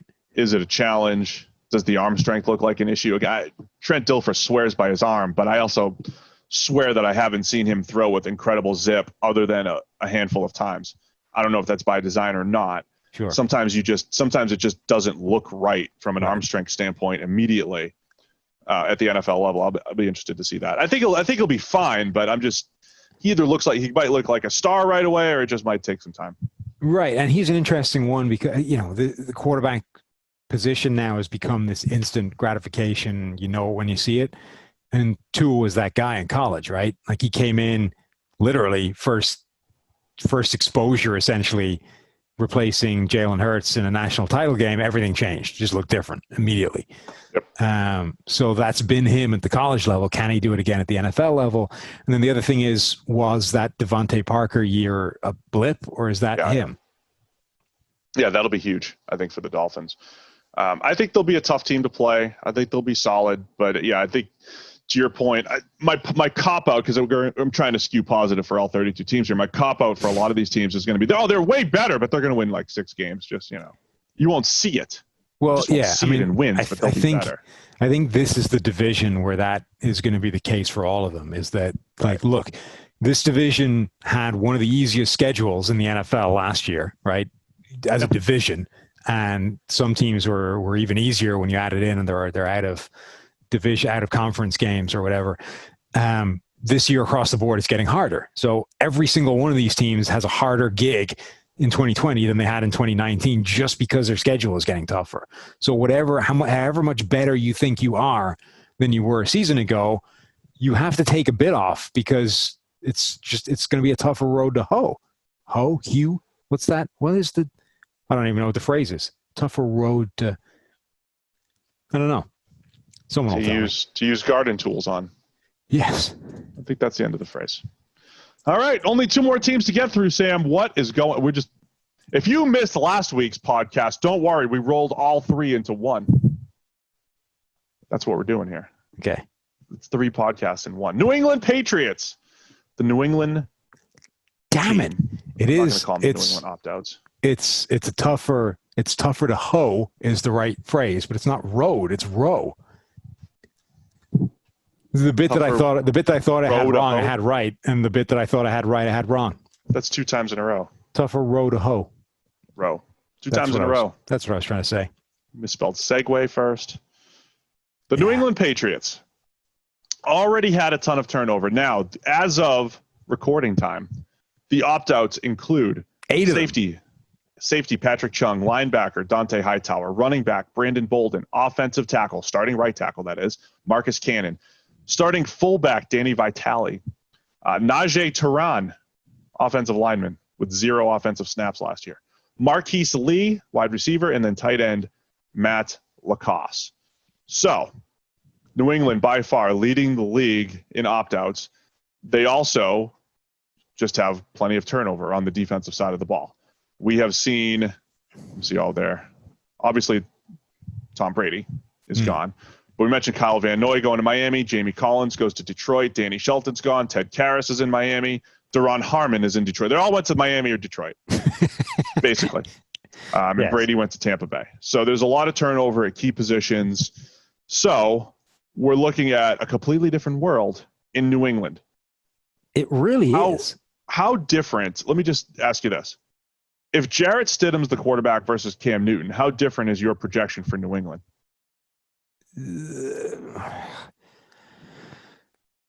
Not that different. I mean, like for me, it's massive. I think with Jarrett Stidham as quarterback, they are a bad team. I think with Cam Newton a quarterback, as is, they are an average team. That's significant, though. I mean, it's significant, but it's not like. See, my problem with the Cam Newton thing, right, is everyone labels him as an MVP. Like 2015, Cam Newton was an MVP. 2020, Cam Newton is not. Yeah. I mean, he's an MVP. Well, no other year was he close to MVP. Right, but it's not like it shouldn't work the way presidents work, right? You're not an MVP forever. You're an MVP the year you were an MVP. You're not forever that guy. That's not the way it functions. It's just a descriptor. But it's not. It's not the way people are using it. It's not an expectation of talent level. It honestly is. The way people use it, it's like, this guy is an MVP. That is what you're getting. It's not. We may have talked more about Cam Newton than any other quarterback on this podcast. And it's because I just put up my quarterback tiers, Sam. He's tier 3. He's a tier 3 quarterback. And how many tiers have you got? 4. Okay. But tier 3 is like it's your middle class quarterback. It's like quarterback 9 through 2021, right? I keep using this broad range. I think Cam Newton's been there his entire career. I think he's always been a tier 3 quarterback. I think he's always been a guy where if in a given year, and those guys, they're volatile on their own merit because they're aggressive, like Cam and Jameis and Carson Palmer. They're aggressive, and sometimes things go really well, and all the good stuff happens in one year, and you have an MVP year. And other times, he's got like 3 seasons, I think, grading in the 20s in PFF grading. He's only graded in the top 10 twice. So I think he's a tier 3 quarterback, right? Like in any given year, he could be really good. He could be really bad. He could land in the middle. 20s in rank rather than number. Than grade rank, number. Not in grade. Yeah. He's ranked in the 20s from a ranking standpoint. He's ranked in the top 10 only twice. And, of course, one of them was his MVP caliber season. So I think that's what Cam Newton is. But I also would say he gives the Patriots a better shot than Jarrett Stidham. The issue with New England is even if Brady was coming back and Brady was like 35, you'd still have some question marks like, man, who's going to emerge with the rest of these playmakers? They doubled Julian Edelman last year, and nobody else could get open once teams did that. Who's going to replace all this defensive talent, which is a consistent issue. Like that happens all the time in New England, right? There's all these stars left. Who are the new stars going to be on defense? And they figure it out. But again, Brady's been that, it's elite Brady has been that glue piece. Like, you're getting this baseline from the offense. Under Brady, they average more points than any other team over, since 2006 or whenever we have the data for, like 29 points a game during the Brady era that they've averaged. I mean, that's your baseline starting point every single year when you're going through all this other turnover. You can't count on that right now So it is fascinating, the number of question marks in New England right now. So let's start with the offense. Just putting rankings together as far as position groups go. Offensive line was top 10. Not surprising. They're at 7. Well, that was Receivers, before Marcus Cannon. That was before Marcus Cannon. You're right. That drops. We'll talk about that in a minute. That definitely would drop. Receivers, 29th. It's debatable that they're 30th or 31st or 32nd. Tight ends, 32nd. And honestly, I didn't. These aren't my final rankings. These are like the ones. That will have been before Matt Lacoste opted out, and that wouldn't have made any difference whatsoever. It would not. It would not have made. But the tight ends, like, man, massive question marks, and they invested 2 third-round picks, so who knows? But offensively, you've got a tier 3 quarterback, and usually if you have a tier 3 quarterback and you have a nice situation as far as receivers and tight ends go, we talk ourselves into, they'll have a good season. It's a lot harder for Cam Newton to come in here with Julian Edelman and a whole bunch of massive question marks in the receiver and tight end groups. Yeah, so across the board, like, question marks is a great way of saying it, right? Everywhere you look with this team, there are now question marks. We just talked about how Belichick is better than anybody else at putting players in a position to succeed, in particular on defense, right? Because that's his area. But he's done it on offense as well. Like, they've reshaped and reprofiled that offense many times, depending on the players they've had, including quarterbacks, right? When Brady has gone down, they've had completely different looking offenses. When Jimmy Garoppolo has been quarterback, when Jacoby Brissett has been quarterback, they've done that on offense as well. So question number 1 is, what the hell does a Cam Newton offense look like in New England? And does Bill Belichick and Josh McDaniels' ability to play to the strengths of a player actually bring the best out of Cam Newton in a way they were almost never able to do in Carolina? I can't wait to see that. I can't wait. So that is fascinating. 2, because Cam Newton is so, what makes him special is that ability to be a power rushing threat. But it's also the single biggest threat to his own durability and, ability to last the season. What do they do with that? I mean, I've speculated that you might see 2 offenses, right? Like a conventional one for the first half of the season, and then when the chips are down, we unleash Cam Newton's rushing threat, and suddenly we have something that the league can't defend. That's going to be fascinating to see what they do with that. Or do they just say, hey, we're only paying him for a year and it's hardly costing us anything. Let's just load the hell, right? Let's just load him up and see what happens. I was thinking about that too. The 1 year thing, I think, could make them lean like, hey, you can only maximize Cam Newton if you use him as a runner. Right. And that was what made him so special in 2015 too. Can he do it for 19 games? I don't know. And the way you laid it out kind of made sense too, but like, you can't like go 2-6 the first half of the year and then be like, all right, let's unleash him and on Halloween. Time. Yeah. Because you're out of it. But I do think they could try to run him into the ground and just see what happens.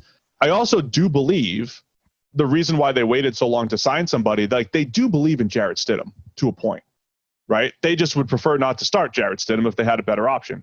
Like, if they did just run Cam into the ground, and then you have Jarrett Stidham and you see what you have in him, like, I don't know that they would hate that as an option. I mean, I don't know how much they believe in Stidham versus how much, like, what were the other options? Now, I think all the veterans, Andy Dalton, Nick Foles. Right? Now, they might believe in him in as far as, look, we're not doing a lot better if Andy Dalton or Nick Foles is starting. But that, I think, is different to, like, he can be the long-term successor. What I think the Cam Newton signing says is that at some point the deal just became too good to turn down. So that's where I think they believe in Stidham, right?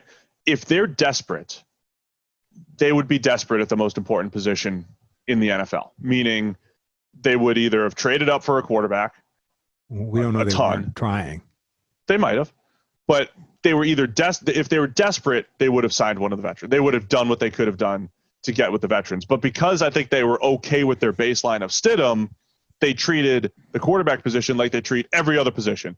We'll wait for the second, third, fourth, 12th wave of free agency and Cam Newton's bargain. And in their mind, he's like, oh, seriously, we're just kicking the tires on former MVP Cam Newton. Yeah. The same way they kicked the tires on former first-round pick Tim Tebow. I mean, look, I think the Cam Newton deal is absolutely not a, hey, look, they just outsmarted everyone. This is genius. It was just like, look, even if they win the Super Bowl and he wins MVP, it costs them like $7.5 million. Like, this was just a deal that was too good to turn down when your current starter is Jarrett Stidham. So, like, that's all it was. At some point, it just became too big a bargain. You know, when you see something in the bargain bin, it's like 95% off and it costs like $199, marked down from $250. Like, that's what this was, right? At some What's point, the worst that could happen? You buy it. At some point, you just go, oh, look, screw it. It's too good. But I can get on board with the idea that they like believe in Stidham beyond like, I just don't think they saw a better option. And I don't think they saw a dramatically better option for what would need to have happened for them to pull it off, right? So I think the options are you roll with Stidham for a year and we have a better chance at something next year. Like, to get to a quarterback at the top of this draft, and by a quarterback, I'm going to assume the Patriots would not have been in love with Justin Herbert, so you're going to need to get above the Dolphins to get to Tua. I mean, that's a lot. I think they basically just went, look, to do that, we're going to have a way better shot at this next year. I could see we've hypothesized that a team might be willing to do a different quarterback every year and rotate through 1-year contracts and all that stuff. I honestly think that the Colts, with the 1 year of Phillip Rivers, are in prime position to do that. The Patriots are in prime position to do that. Aaron Rodgers is on record last week basically saying, hey, I'm expecting to not finish my career in Green Bay. The numbers suggest it's going to be really tough to trade for him after this season, but it's not impossible. And the Patriots have a ridiculous amount of 2021 cap space. People have leaned again toward, Belichick's going to tank and get Trevor Lawrence and blah, blah, blah, blah, blah. Belichick's old too. Like, he's not coaching for 12 more years of Trevor Lawrence, right? Yeah. I mean, that was is it an Aaron Rodgers thing though? Like, are they going to be a team that just, they either go year to year with the Cam Newtons and Marcus Mariotas, or could they be in the Aaron Rodgers sweepstakes a year from now? So earlier in this offseason, I did think there was a decent chance the Patriots were actually going to take a shot at this true tanking thing, go for Trevor Lawrence or Justin Fields next year. I don't think that's what they're doing anymore. I don't even know if that's ever what they were planning on doing, but I do think there's a good chance they think along the lines of what you just outlined in terms of, look, in this world of relatively replaceable starting quarterbacks, we can hit this baseline of capable starter really easily. And it doesn't have to be Jarrett Stidham. It doesn't have to be Andy Dalton. It doesn't. It's easy. We'll get that guy every year, even if we have to wait until June and sign whoever the Cam Newton is this year. They will do that. They will do what the Vikings did in the 90s and just roll through these veteran quarterbacks and get a capable, solid level of play every single year. And basically, I think, just bide their time until they can stumble into whatever the upgrade is, whether it's somehow things go to hell, a bad season ensues, and they end up with a shot at a Justin Fields or a Trevor Lawrence in any given year, whoever that is in 2021, 2022, 2023, they're basically just going to keep going along until the wheels fall off one year, or, somebody makes them an insane trade offer and they wind up with 3 first-round picks that they can parlay into it, or, they trade for an Aaron Rodgers, whatever it is. They're going to keep bumbling along at this baseline of average quarterback play and then look for the freaky upgrade that doesn't come along very often. I think it's a legitimate theory that could work. I also think this buys them a little bit of time to develop Stidham. If you're going to develop a quarterback, a guy who came out of an Auburn offense who has NFL tools, here's what's in Stidham's favor. Auburn offense, he was a Baylor offense and an Auburn offense that doesn't have a whole lot of translatable NFL stuff. We saw him at the Senior Bowl just look more comfortable and it felt different. It felt a little bit better at the Senior Bowl. Last year's preseason, the same thing. So we may have already seen, hey, Stidham's starting this development, but you also don't want to like force him out there again with lesser supporting cast in his first year as a starter. So he could actually be something, but it's also worth, letting him develop. The rest of this offense. Let's start with the playmakers. Julian Edelman, he's getting older. Yeah. So that was quarterback question mark. Now receiving question marks. N'Keal Harry, Mohamed Sanu, Jacoby Myers did some nice things last year as an undrafted free agent. They had Damiere Byrd. He's your speed guy to kind of replace Philip Dorsett. Just run down the field and take your defense with you. Not just your speed guy. He's the only. Right. He is the only guy amongst the wide receivers and tight ends that can outrun you. Listen, I feel really good about Mike Call. Last year, they played Detroit first preseason game, and they crushed them. It was one of those where it's like, we have to over-exaggerate the first preseason game. This team looks great. They dominated. Detroit didn't do a thing. But I was watching the offense, and I'm like, they just look slow. They kept getting open, and they did some good. They were fine, and Stidham had a nice game. They looked so slow. And boy, did that forecast them being the slowest team in the NFL. Just nobody. There was just a bunch of 4'6" dudes running around slowly and not getting open during the regular season. They got open against Detroit's second stringers in week 1. We're not going to have those fun preseason overreaction takes this year. I'm a little sad with that. But you're right. There's no speed on this offense still, except Damiere Byrd. And I mean, look, Damiere Byrd is it's not like this guy. It's not like he's Robbie Anderson. They brought in this proven track record, deep threat speed guy. Damiere Byrd has flashed the occasional play here and there, but expecting him to come in and be Deshaun Jackson, the one speedster that can answer all your woes, feels like a stretch. So massive question marks around there. And offensive line wise, we ranked them high because Isaiah Wynn was solid. His first 500 plus snaps as a starter at left tackle. Still want to see a little bit more. Joe Thuney was a top 5 guard last year at left guard. He is on the franchise tag, making a lot of money this year. Shaq Mason has been one of the league's best over the last few years at right guard. David Andrews is a good center. When I was making the offensive line rankings, we talked about this on the show. If I go and I say solid, question mark, that's one of the best offensive lines in the NFL. Right. That's New England. 4 solids, and then Marcus Cannon was actually a question mark at right tackle because he was a couple years removed from his best season. He's now opted out. So right tackle could be Corey Cunningham, could be second-year player Yodny Kajus, who looked like a really nice developmental prospect coming out of West Virginia. Could be Joe Thuney moving from guard out to tackle, which I don't expect the Patriots to do. But Thuney did play tackle at NC State and was really good at it. And the Patriots they definitely have better depth on the interior than they do at tackle. So it's a big question mark as far as what they do with Cannon now. This is also another area where outside things are going to affect what happens here, right? So the offensive line last year looked worse than it had in the past because the receivers sucked. So the receivers sucked. Brady had to hold the ball longer than he's ever held it before, had to basically wait until pressure arrived, then just get rid of the ball wherever the hell. And because nobody was still open, he was throwing incompletions where he used to throw completions in the face of pressure. So the pressure looks worse. You know what I mean? Independent of the fact that more of it is coming because you're holding onto the ball longer, it also looks like a bigger problem because instead of throwing completions when you're pressured, you're throwing incompletions or interceptions or, whatever. So the offensive line looked like it fell to pieces last year, but actually what was happening is that everything around them was worse. Now you're replacing Tom Brady, who's one of the best in the NFL at getting rid of the ball quickly and minimizing the problems on the offensive line. You're replacing him with Cam Newton, who is at the other end of that scale. He will hold on to the ball longer than most. He will hang at the back of a pocket and cause some problems.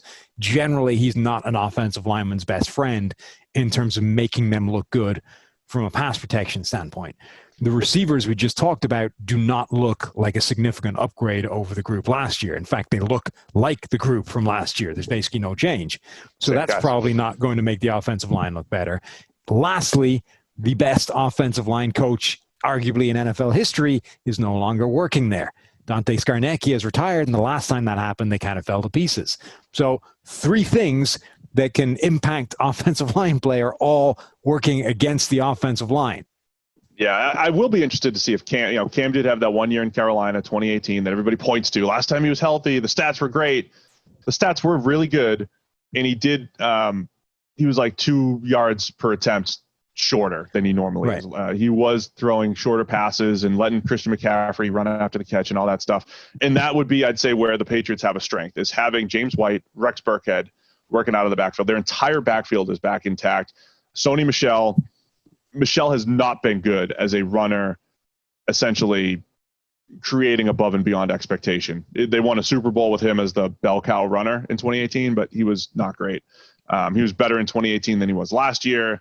And he was okay in 2018. But regardless, James White and Rex Burkhead, 2 guys who can catch the ball out of the backfield. I could see Cam relying on those guys. I could see them trying to run a similar offense from what they had with Brady. I don't know how much more downfield stuff they're actually going to attempt, because again, they don't have the pieces.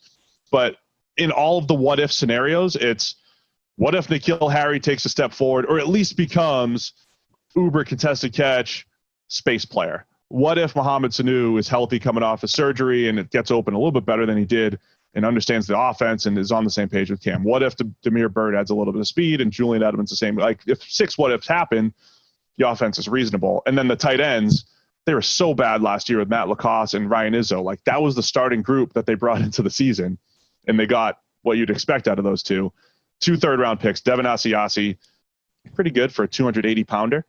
Jermaine Wiggins type clone, and Dalton Keene, who can move around the formation and all that. But question at tight end, question across the offense. The single most important thing for receiver is separation and speed, and the third-round tight end is pretty good for a 280-pounder. No, he's got some wiggle at the top of his routes. He's got some wiggle. I like Asiasi. I think he'll be the best. It's just quickly to wrap up the offense, a huge amount of – they basically took the same approach with the wide receivers that the 49ers took a year ago with their defensive backs, right?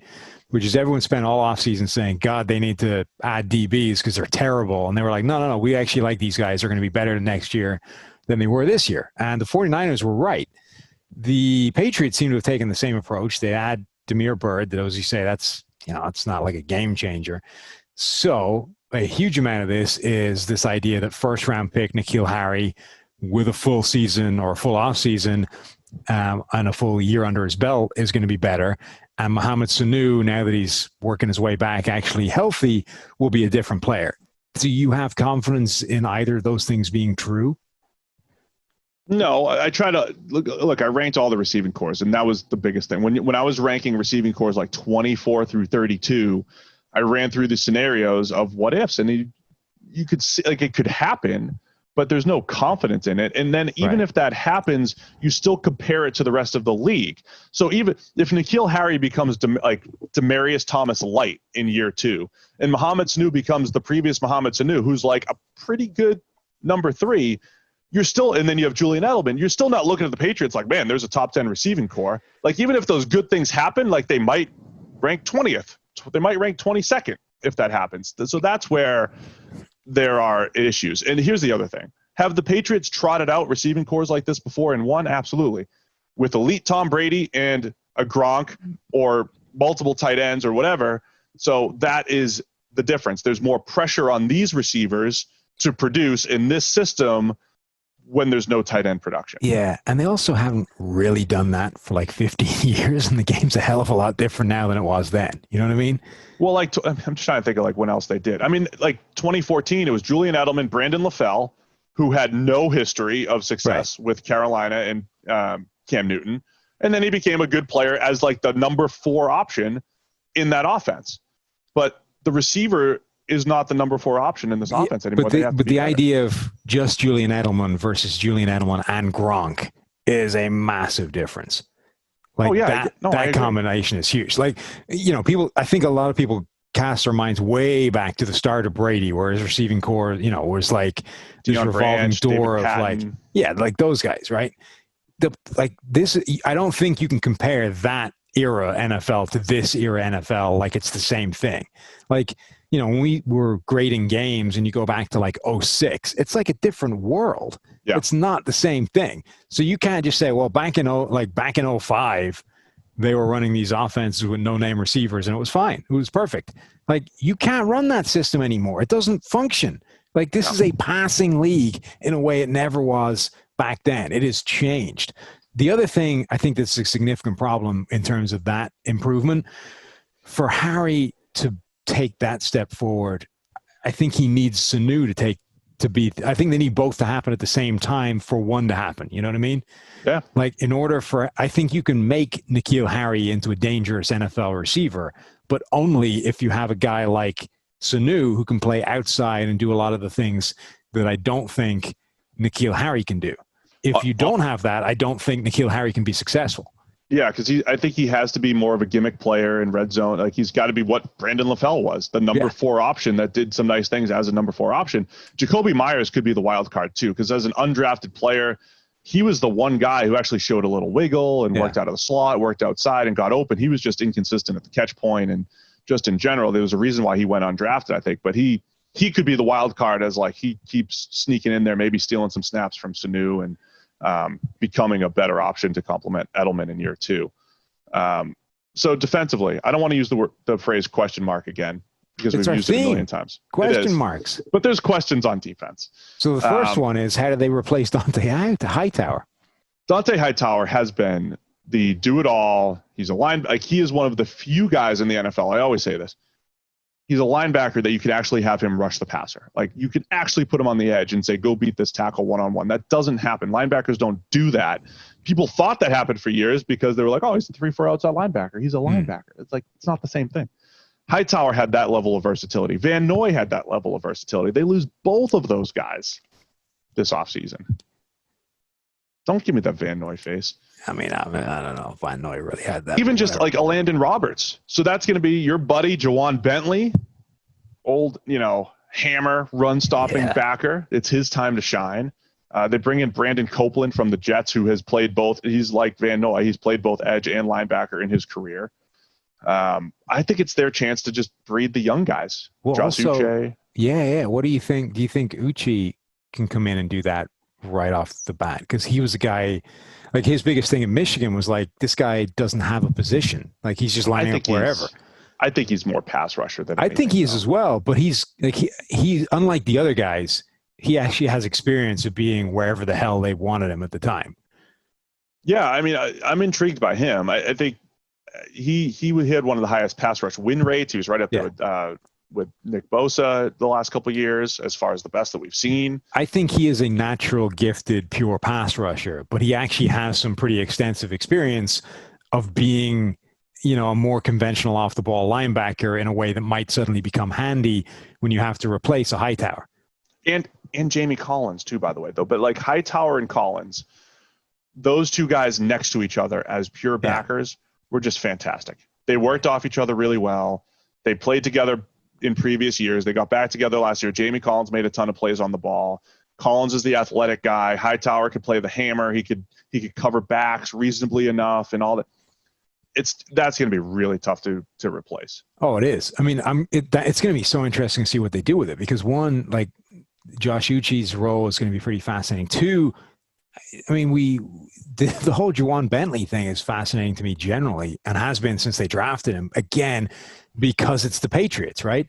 And you take that guy who is this one-dimensional, thumping, run-stuffing guy that doesn't seem to function in a passing system, and you put him anywhere else in the NFL, and this is why he went in the 5th round.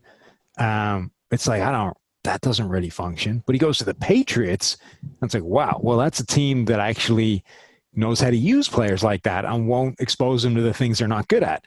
Suddenly, I mean, we've kind of been working on this basis of, he'll actually get, and they seem to like him. So we've been working on this space of he'll get playing time, he'll look good, and we'll get to see. Now they actually suddenly need him to. Hightower is not there anymore, and suddenly this guy needs to have a pretty significant role right away and be good.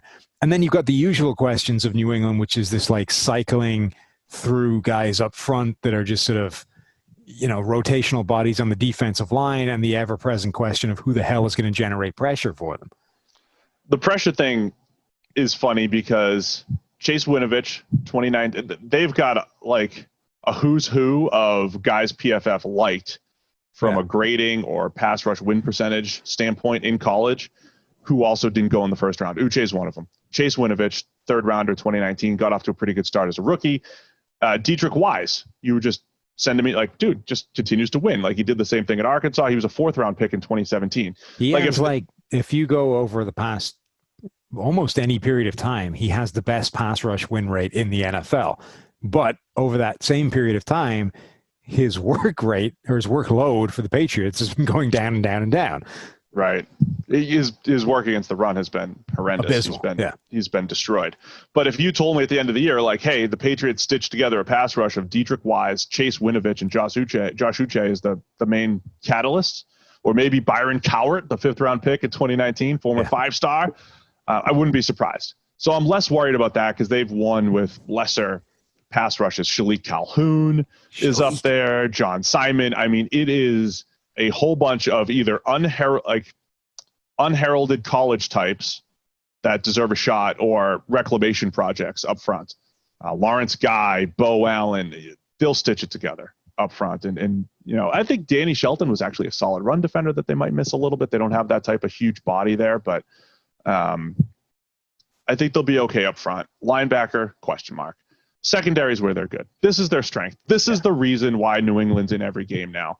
Is Stephon Gilmore the best cover corner in the NFL, the best man coverage corner in the man coverage scheme? Jason McCourty and J.C. Jackson, that's your best trio, one of your best trios in the NFL. Probably your best trio of just straight outside corners, though. I mean, those guys, they are legit. Jonathan Jones, a really good slot corner.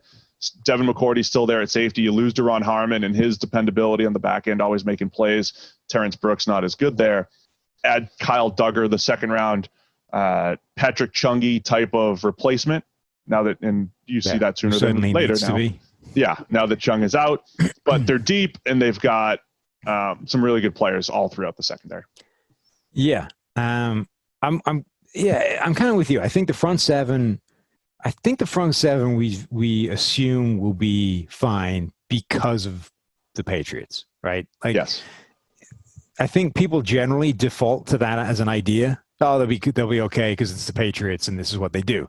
I think if there's any area where that is legitimately like a thing, it's the front seven. They've consistently been able to just throw bodies at that and figure out where they fit. And even if it's not the ones you expected, they emerge. Somebody emerges, right? It might not be the guy that you thought it was going to be, but someone's going to show up, spend 500 snaps being pretty good at what he does well, and you're okay. So I think we assume the front will be okay. The back end is where it gets interesting because they're really good there and should be able to patch up a lot. The one thing that's also interesting is, like, that's a lot of leadership that's departed, and not just departed, but is opting out as well. The Hightower and Chung thing, like, those are two of the most important voices on that team. Suddenly that's a lot resting on Devin McCourty and Stephon Gilmore, who's not really a vocal, presence, really good presence, arguably the best cornerback in the NFL, but not that type of lead, more of a leader by example guy than a leader by, any kind of inspiration. It's a really good point, because say what you want about PFF and how we don't quantify that stuff, so sometimes we don't focus on it. But in New England's history, they had their first run last 2 decades ago now that had the Teddy Bruschi's of the world, and they had Ty Law. They had that like nucleus of dudes who just came through the system and everything. But let's not forget, like, this defense hit a lull. Like, there was a point between like 2009 and 12, or there was a point where this defense was not good, and name talent on the team wasn't that bad, but they were kind of lacking. Bruschi had retired, and Law was like, a lot of those guys were gone. Willie McGinnis, all those guys were well gone. They didn't have a nucleus of leaders. Belichick relies on those guys. And then they started to become good again once McCourty became, like, he's a veteran now, and he's one of the leaders of the new wave, and Hightower and Chandler Jones or whoever else it was at the time. That is a question mark. It is a question because it's different, and they haven't had to deal with this to this extent in many years. So I still think the defense will be good. Let's also not forget, they looked like the 85 Bears defensively when they were going up against like Luke Falk and a whole bunch of questionable quarterbacks, terrible quarterbacks the first half of the year. And then the second half of the year, Lamar Jackson, Deshaun Watson, Patrick Mahomes, it didn't come crashing down defensively. It just came back down to earth, like where they should have been. So like any other defense, they're at the mercy of who they face. Yeah. And for the third of 4 times this podcast, their schedule gets harder this year. So it's going to look tougher. All right. Let's wrap up New England, man. Are they right there with the Bills still competing for the division? Is Bill Belichick the only thing that's keeping you saying they're in the mix? Like if any other head coach is there, yes, you're calling them a 5-win team. Yeah, 6. But yes, I don't think that's unreasonable. I don't think it's unreasonable to say that man for man, this is not a particularly good roster right now. If it wasn't for Bill Belichick, you would not expect this team, particularly against a team like the Bills in the division, you would not be expecting them to win it. I think that almost because the schedule is getting harder, his ability and style of going game by game plan by game plan, not system for the year, like his ability to take each single game plan and come up with the best way of beating the opposition is going to sneak them a couple of wins versus what the Bills or the Jets or the Dolphins will do in the same tough circumstances of a stronger schedule. So I think the Patriots will sneak a couple of wins that they shouldn't get, and they'll probably end up, in the same 9-10 win range that the Bills will be. Here's the one thing I want to warn people that are going to use the Matt Castle. I've said this before, but the Matt Castle, Jimmy Garoppolo, Jacoby Brissett idea. Oh, they won without those guys. Those teams that those guys played with, right? Brady was 32-2. The Castle one is the worst, right? It's like, they won 11 games in Matt Castle. It's like, but they won 16 the game. They were 16-0, 18-1, and then they, went 11-5. Yeah, with the easiest schedule, one of the easiest schedules. And then in 2016, that team, once Brady came back from a suspension, they went 14-1. Yeah, and they lost their only game at the buzzer, and they won the Super Bowl. And that was the game. That was the team that Garoppolo and Brissett went 3-1 with. Okay, great. The 2 times that Brady didn't play were probably the 2 best rosters in Patriots history. So that would be he's done it before. Well, Cam Newton's about to take over a not so good Patriots roster relative to the last 20 years of this dynasty. So, but it is a very real thing that, look, Belichick is the greatest coach in NFL history. Oh yeah. And I think the greatest coach in terms of doing those things we talked about, tailoring what you have to what you doing the best that you can with what you have. And at no point is that more important than when everything changes. So this is the year that actually makes the biggest difference it's ever made, because everything is different. Everything has just gone to hell. Question marks everywhere. And the best way of addressing those question marks is actually having a guy that will work towards what they do, what their strengths are. So I think the Patriots, I think I would pick the Bills to win the AFC East. I think the Pats 8-win team. 8. Okay. I'm going to go with 9. 8-8. New York Jets. Let's wrap it up, Sam. Yes. Speaking of question marks, let's call this Patriots were the question mark team. This is the what if team, because the what ifs are all over the offensive line and receiver. Let's go through the team rankings here. And I never really finalized these. Remember, I just put 32 next to all the teams I think were terrible. You know what the most surprising thing about the Jets is, just from the get-go? Yes. They won 7 games last year. Sneaky 7. Right. Sam Darnold got mono, and they still won 7 games. Luke Falk and Trevor Siemian played football for them last year, and they still won 7 games. Exactly. I think this is another example, though, of 7 games. We get a little bit better. We win 8 or 9.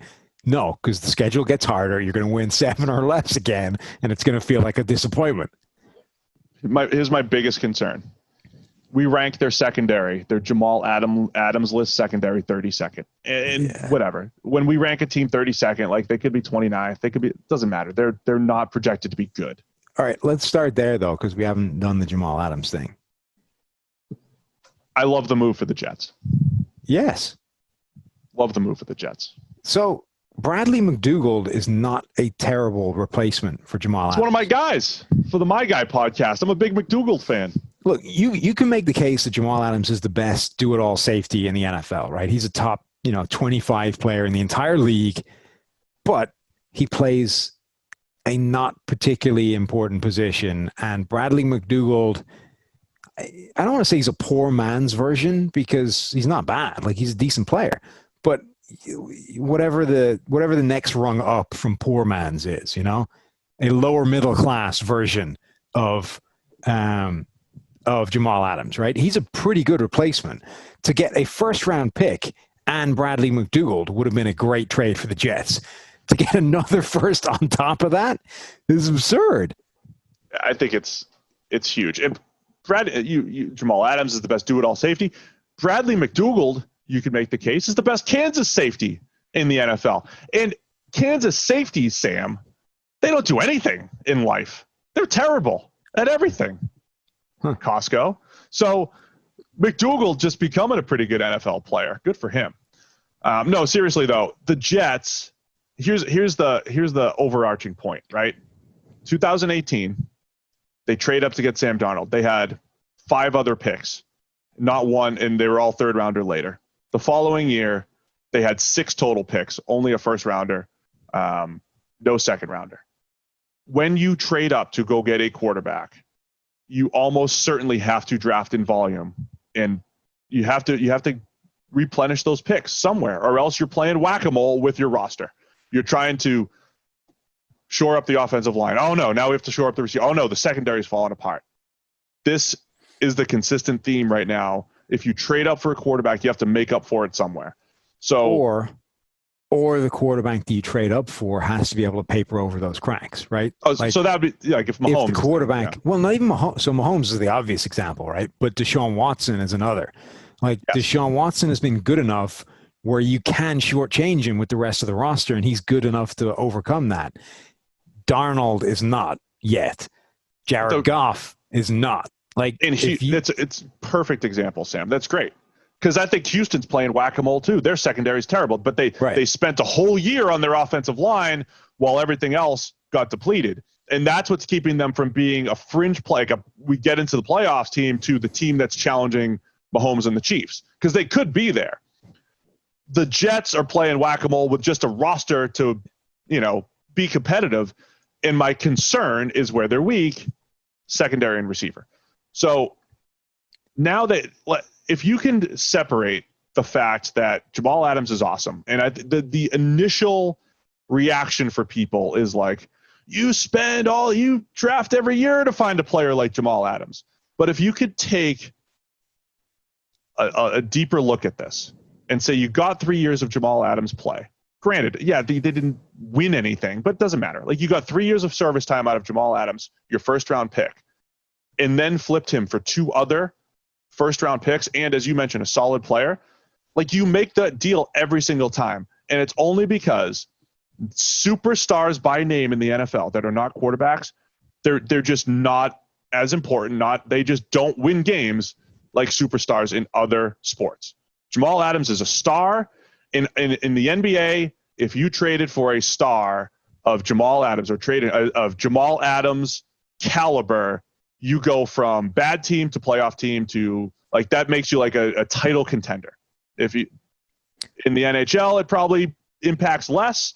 Right. In baseball, it probably impacts pretty strongly, like star players have. But in the NFL, star non-quarterbacks do not move the needle at the same level as other sports, and I think it's really tough for fans to understand that disconnect. Also, you don't have to pay him. And the money thing. Right. So, like, if you got nothing else out of this other than Bradley McDougald and a first-round pick, it would have been a good move.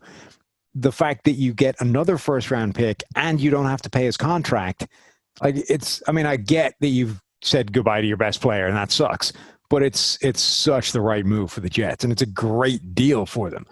But I mean, it doesn't. The problem is it doesn't help right now, right? It does not. The issue. It does not help right now. But that's the problem when you're talking about, it's season preview time and you just got worse. That's not great. Here's why we think they're the 32nd best secondary. That might be harsh. I'm not I honestly, when I was putting the secondaries together, I said there's 7 teams that could be last. So they could be 25th. This could be the 25th best secondary. It depends on where you want to rank them. That's just who I am. I should have tiered everything. I tiered my quarterbacks. I should have tiered the secondaries. Pierre Desir at cornerback could be good, has been okay at best throughout his career. Arthur Millette is going to start, or Quincy Wilson's going to start at the other cornerback position, or Nate Hairston. I don't know. I don't know what's going to happen there. Brian Poole has one good year under his belt. He's coming over to play nickel, or he's going to play nickel. Sorry. And then Marcus May has been a solid safety. He's been a nice little free safety to complement Jamal Adams flying around all over the field. And Bradley McDougald is a solid, strong safety, as we said. There's some solid in there. There might not be last, but they're in the bottom third of the league. Ashton Davis, if he's healthy, nice little third-round pick. They've got some good safeties. Cornerback is a massive question mark, though. Yes, I think that sums it up. Their safety situation is not bad. Their cornerback situation very probably is. They've got, and it's not like they have the pass rush to protect them for the 15th year. Their pass rush is poor. It's nobody. I don't understand. How is this team, like the last good pass rusher the Jets had was John Abraham, who a lot of people are too young to remember him being a good pass rusher. That's how long ago this was. That's nuts. That should not be possible. On the edge, at least. Yeah, we had Muhammad Wilkerson. I mean, as an edge rusher. Yeah. I mean, they're trotting Jordan Jenkins, Terrell Basham, Harvey Lange. I mean, those are the guys they're trotting out there. They could have been 32nd and defensive line, except Seattle, I think, might even be worse. Yeah. Jabari Zuniga could be third-round pick. Move him around. Our boy Henry Anderson on the interior. But they need a lot to happen up front to help protect what's happening on the back end. Yeah. Nobody on their edge rushing group last year topped 40 total pressures, which when you consider their top 2 rushed the passer 668 times is wretched return in terms of pressure rate. That's awful. I think it's amazing how hard they've been struggling to find those guys. A huge amount for this team, the defense, rests in Quinnen Williams becoming the Quinnen Williams that we thought he was going to be, as opposed to the guy we saw last year. Yeah. Like that to me was one of the most surprising first-year performances of any rookie we've seen come out since we've been great in college. Like in terms of the guy being completely different to what you thought he would be, that is one of the biggest shocks to me. Not just that like he didn't play as good as we thought he would be, but that he was completely anonymous as a pass rusher, and any good he did was as a run defender. Like I thought at the minimum we would see a guy that was a pretty good pressure player right out of the gate, and then we'd see how good he could be in terms of rounding out his play. But he was nothing as a pass rusher. Yeah, sometimes I defer. Sometimes I worry about he had 1 full year as a starter, and he had like 200 snaps of awesome previous to that. So we talked him up. We thought he was great. Sometimes in the back of my mind, I'm like, man, do we put too much stock in just that 1 year? And sometimes do college players in NFL, do players progress the same way they did in college in the NFL? So he didn't play early on at Alabama. He slowly eased his way into the lineup. And like by his 3rd year, it's like, okay, here's a star. Sometimes will you see some of that at the NFL level as well? Sometimes I think guys might just they might just progress in a similar manner. Start slow and build it up. And then, okay, then by year 2 or year 3 or whatever it is, they look better. I think that's what the Jets need to bank on here. Can I ask you something? Yes. Adam Gase. Yes. He is universally acknowledged in our circles as a poor head coach. Okay. LOL, Adam Gase, you're an idiot. You run an archaic offense that doesn't help your quarterback. You do all this stuff. I think Jim Caldwell had a little bit of that, right? Like Jim Caldwell, nobody was like, here's this dynamic, awesome head coach. But Caldwell had his teams overachieve a little bit. Is it fair to suggest that Adam Gase's teams have actually overachieved? They've at least reached their baseline, if not overachieved, in 4 years as head coach. Let me remind you of what's happened. In 2016, the Miami Dolphins went 10-6 and made it to the playoffs. In 2017, Ryan Tannehill missed the whole season. They pulled Jay Cutler off of a Fox broadcast and future reality TV career to win 6. Jay Cutler, right off the couch, smoking butts, not working out, 6 wins. 2018 Dolphins, right before they started they might have been a little bit better roster than they were 7-9 though. 2018, he gets fired out. 7-9 Dolphins, probably where they should have been. And last year's horrendous Jets were 7-9, as you mentioned, mono and whatever. Adam Gase in our circles is generally frowned upon, looked down upon, and whatever. I'm not saying that's wrong. But is it also crazy to suggest, given the rosters he's been given, he's at least reached his baseline, and if not, overachieved, based off what I just read? I think the bottom number, like wins and losses, which certainly for some people, that's all they're going to care about. I think you're going to make the case that he's done as well as you could expect him to do. The problem is that this is a guy who made his name out of being a quarterback guru. You know, he was there, Denver, right? That's where the Peyton Manning revival with Denver, so it's always a little bit concerning when one guy is given a significant amount of credit for something that appears to be very much somebody else's thing, right? Like Peyton Manning was massively successful in Denver, almost 100% because they junked whatever plan they were going to run with and just said, tell us what to run. Like Manning comes in, we're going to have this hybrid offense of what you used to do and what we do now, and it's going to be amazing. And 3 games in, it was like, Manning can't throw. All right, Peyton, tell us what the hell to run. You know your body better than we do. Help us out here. Manning reinvented his own offense, became an MVP again, and it's one of the most absurd things ever. And Adam Gase comes out of that with a lot of credit. That, to me, is a little bit concerning.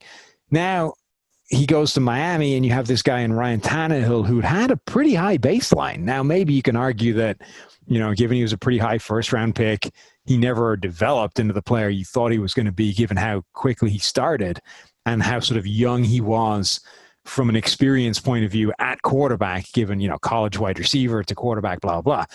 But the point is, he didn't get better under Gase's tutelage. Neither has Sam Darnold yet, but obviously he's got the caveats of mono and all those kinds of things. But basically, where's the evidence that the thing he's supposed to be good at has been getting better under his watch? Like, if anything, the evidence says the thing that he's supposed to be good at is headed in the wrong direction under his watch. I mean, look, this year, I think, is a big year for Gase and for Darnold, right? They're both sort of entering these must-perform seasons. Darnold, it's fine. Like last year, you had the caveat of mono, but basically, there's almost no evidence at this point of Sam Darnold being anything other than not very good. Let me make the case really quick. Yeah, because I'm not a believer. I'm just looking at some of the evidence. In the first year that he was in Miami, Ryan Tannehill, just using passer rating as a proxy, he had the highest passer rating of his career, and his grade hadn't changed, right? Yeah. In 2018, Tannehill was horrendous. Remember, he was fumbling left and right, turnover-worthy plays like crazy, and somehow he had a 92.7 passer rating as well. Like he had really good numbers that year because of yards after the catch and screens and all that stuff. So he hasn't developed quarterbacks necessarily. Right. But his offenses have gotten production that's above expectation. Yeah, but than previously. Two things with that. One, it's concerning to me that the quarterback has not improved under his watch. Right? I get it. I'm fine with that. The fact that the quarterback has, if anything, gotten worse, not better, is more important than the fact that the passer rating and as a proxy of the overall passing offense has gotten better. The other thing is when you use the R&D guys, Eric Eager and the data science, when they look into the sort of coaching above expectation stuff, he doesn't show well in that. So I don't think it's necessarily correct to credit him for the fact that Tannehill's passer rating was higher than his grade says it should have been. Bringing it up as a point. I think you can. I mean, it makes sense logically, but the data in terms of what you expect over expectation is not there. So something else is driving that. I'm not looking at the greatest groups of supporting cast that they've had or anything like that either. Yeah. I'm just saying. So look, He doesn't. He's probably a far better coach than Crazy Eyes press conference guy would suggest, right? I think that's a legitimate thing that's working against him. Is everyone took a look at that press conference and went, "That's absurd. Like, there's no way this guy is a top end head coach." And genuinely, he probably has to battle that. He's not like a walking disaster. The guy's not garbage. I'm just saying that he's now entering a season where the quarterback needs to perform, and therefore, like, this is the year he needs to perform as well, because this is a quarterback guru staring at a season where his team has a quarterback who's in a make or break year. If they both stink, it's problems for everybody. Let's just wrap up the defense really quick. CJ Mosley is the big name that opted out. He only played a handful of snaps last year, signed that big contract. He's a better run defender than he is coverage player in general at linebacker. So, like, signing him for that big money was a massive question mark. Hey, drink, question mark. At the time anyway, but they just lost their two best defensive players potentially. So I think the defense is going to be in trouble this season. The question is going to be offensively. Whether Sam Darnold, again, does not have a great group of playmakers as far as we know what we're going to get from these guys. They might have the widest range of outcomes of any wide receiver core in the NFL. And maybe the offensive line, I don't know if the offensive line has the widest range of outcomes, but it has a wide range. So this is make or break year for Sam Darnold, and we've made the point before, he could get better and it might not show statistically. And I'm okay with that. I just want to see him take a step forward. And I think the team is still in the middle of a rebuild, especially offensively. Ton of resources thrown at the offensive line. There's probably another year of resources being thrown at it to get it back to average and on track. Just released Brian Winters, who was one of the guys that we thought like would at least compete for a starting. Like, he's been the starter there. It's also funny when, like, he hasn't been a good starter in a few years. Yeah, but did you see the tweet? Yeah, I saw the tweet. Starting guard won't be on. Starting caliber guard won't be on. Right. Won't be available for long. It's like, yeah, but that's like, how good was he when he was starting? Like, just starting is not. That's like us saying, like, we release Sam and it's like podcast host free at the Ringer. Yeah, it's like full timer won't be available for long. So anyway, I think that locks in Greg Van Roten as the starting right guard, potentially coming off his career year. Connor McGovern, the career year at center. Alex Lewis, highest career grade in a season. 71? 70.5. Yeah, so he has 1, 2, 3 seasons in the 60s, one with 70.5 and one with a 56. And that was like 3 years ago, 4 years ago in the 70s? Yeah, 3 more in the 50s, in fact. So, again, like, this is your baseline is below average. Right. So I think Van Roten's at guard, McGovern at center, right tackle's a battle between George Fant and Chuma Edoga, which is like that doesn't feel great. And then Mekhi Becton, he's a rookie left tackle that we had some concerns about. So we'll see. We'll see what happens with that line. But we right now rank him in like the bottom 5. I mean, yes. Some guy did the math on it, right? Let's assume all of them are coin flips to be average.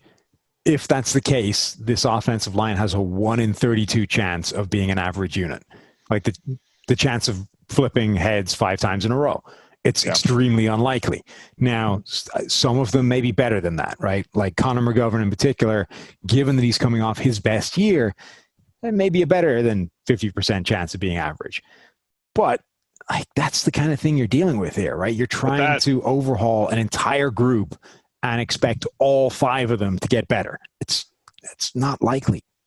Well, that offsets the fact that the right tackle position is not even close to a coin flip with George Fant, who's graded in the 40s when playing tackle, and Edoga, who's a 3rd-round pick, who graded in the 40s while playing tackle in his only year. So, yes. But I could see the receiving core come together. Brashad Perryman averaged over 17 yards per catch last year, started to look like that first-round talent, hasn't dropped passes like he was earlier in his career. Denzel Mims, the other vertical threat that you liked coming out of the draft. Jamison Crowder, he's very much like Cole Beasley in the slot. You know he's going to get open. He does it well. When he's healthy, he at least gives you that security blanket.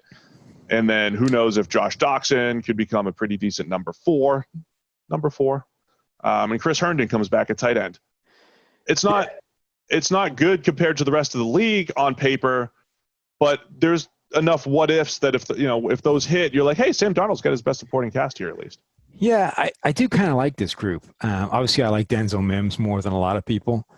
But he was, I think, one of the more polarizing receiving prospects this year. Like, people seem to either be major Denzel Mims stans or like thinking he was, thinking he was a low second round pick. Right. I like him a lot. I think he's got the ability to do a lot of things for them.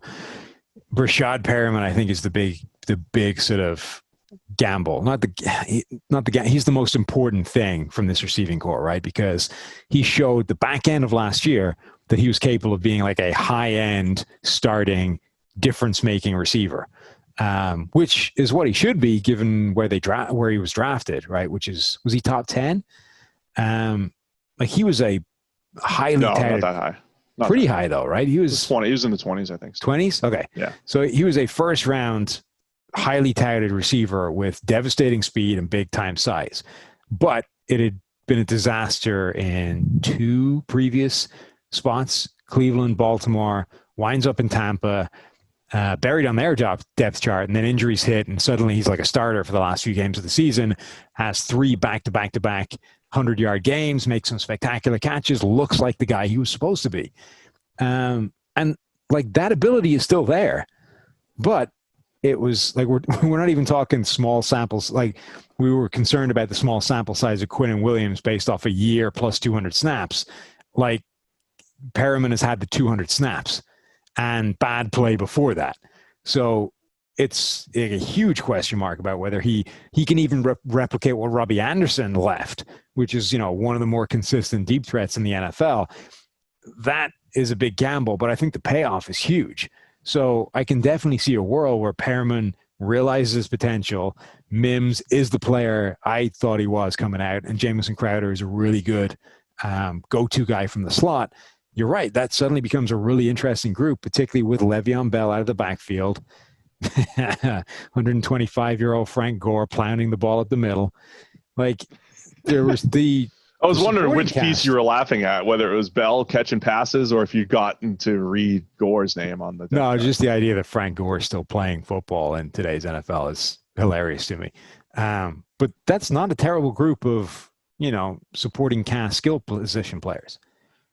I agree. It's just they're the what if team, right? Because we just said if this, if that. It's a lot of if then statements for our coders out there, for our programmers. This season with his opt out, I think, assuming I've done the math right, CJ Mosley is going to have earned $254,000 for every snap he's played in his first 2 seasons for the Jets.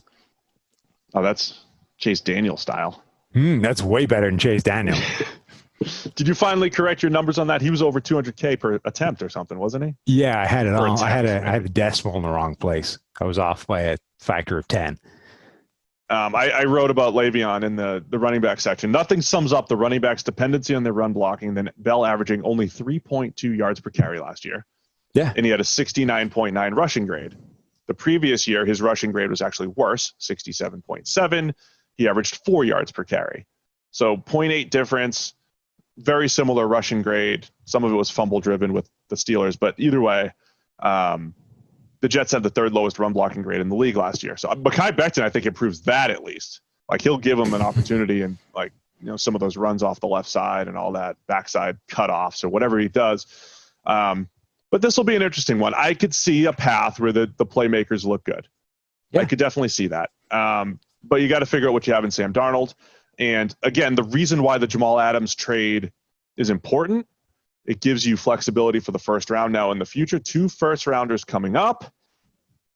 Are you going to be looking for the next quarterback, or are you just looking to build around Sam Darnold? I think regardless of what you're looking to do, you need that kind of flexibility as a roster. Don't forget Joe Flacco's there. This team, I think, it's all down to what happens with Sam Darnold, right? Every season we've seen him, dating back to college, there's been a stretch you can put together where it's like Sam Darnold looks amazing, right? College, if you make the right split, he's the worst quarterback in the country versus the best, right, or close to it. In year 1, it's like that was pretty ugly. But look at the last couple of games, right? The last few games, put it all together. It was one of the. It was Mr. December. It looked like the best quarterback in the NFL for December. The Geno Smith. Right. Then last season it was, he's got mono, so you have to throw out the first half of the year. And then again, look at this stretch down the bank. That's where it was. That was a real Sam Darnold. Like every year, there's a stretch where Sam Darnold fans will make the case that he's the best guy. And then you've got this group of guys that are just like madly obsessed with him. Like Dan Orlovsky says he would take him as the best young quarterback in the NFL right now over MVP Lamar Jackson.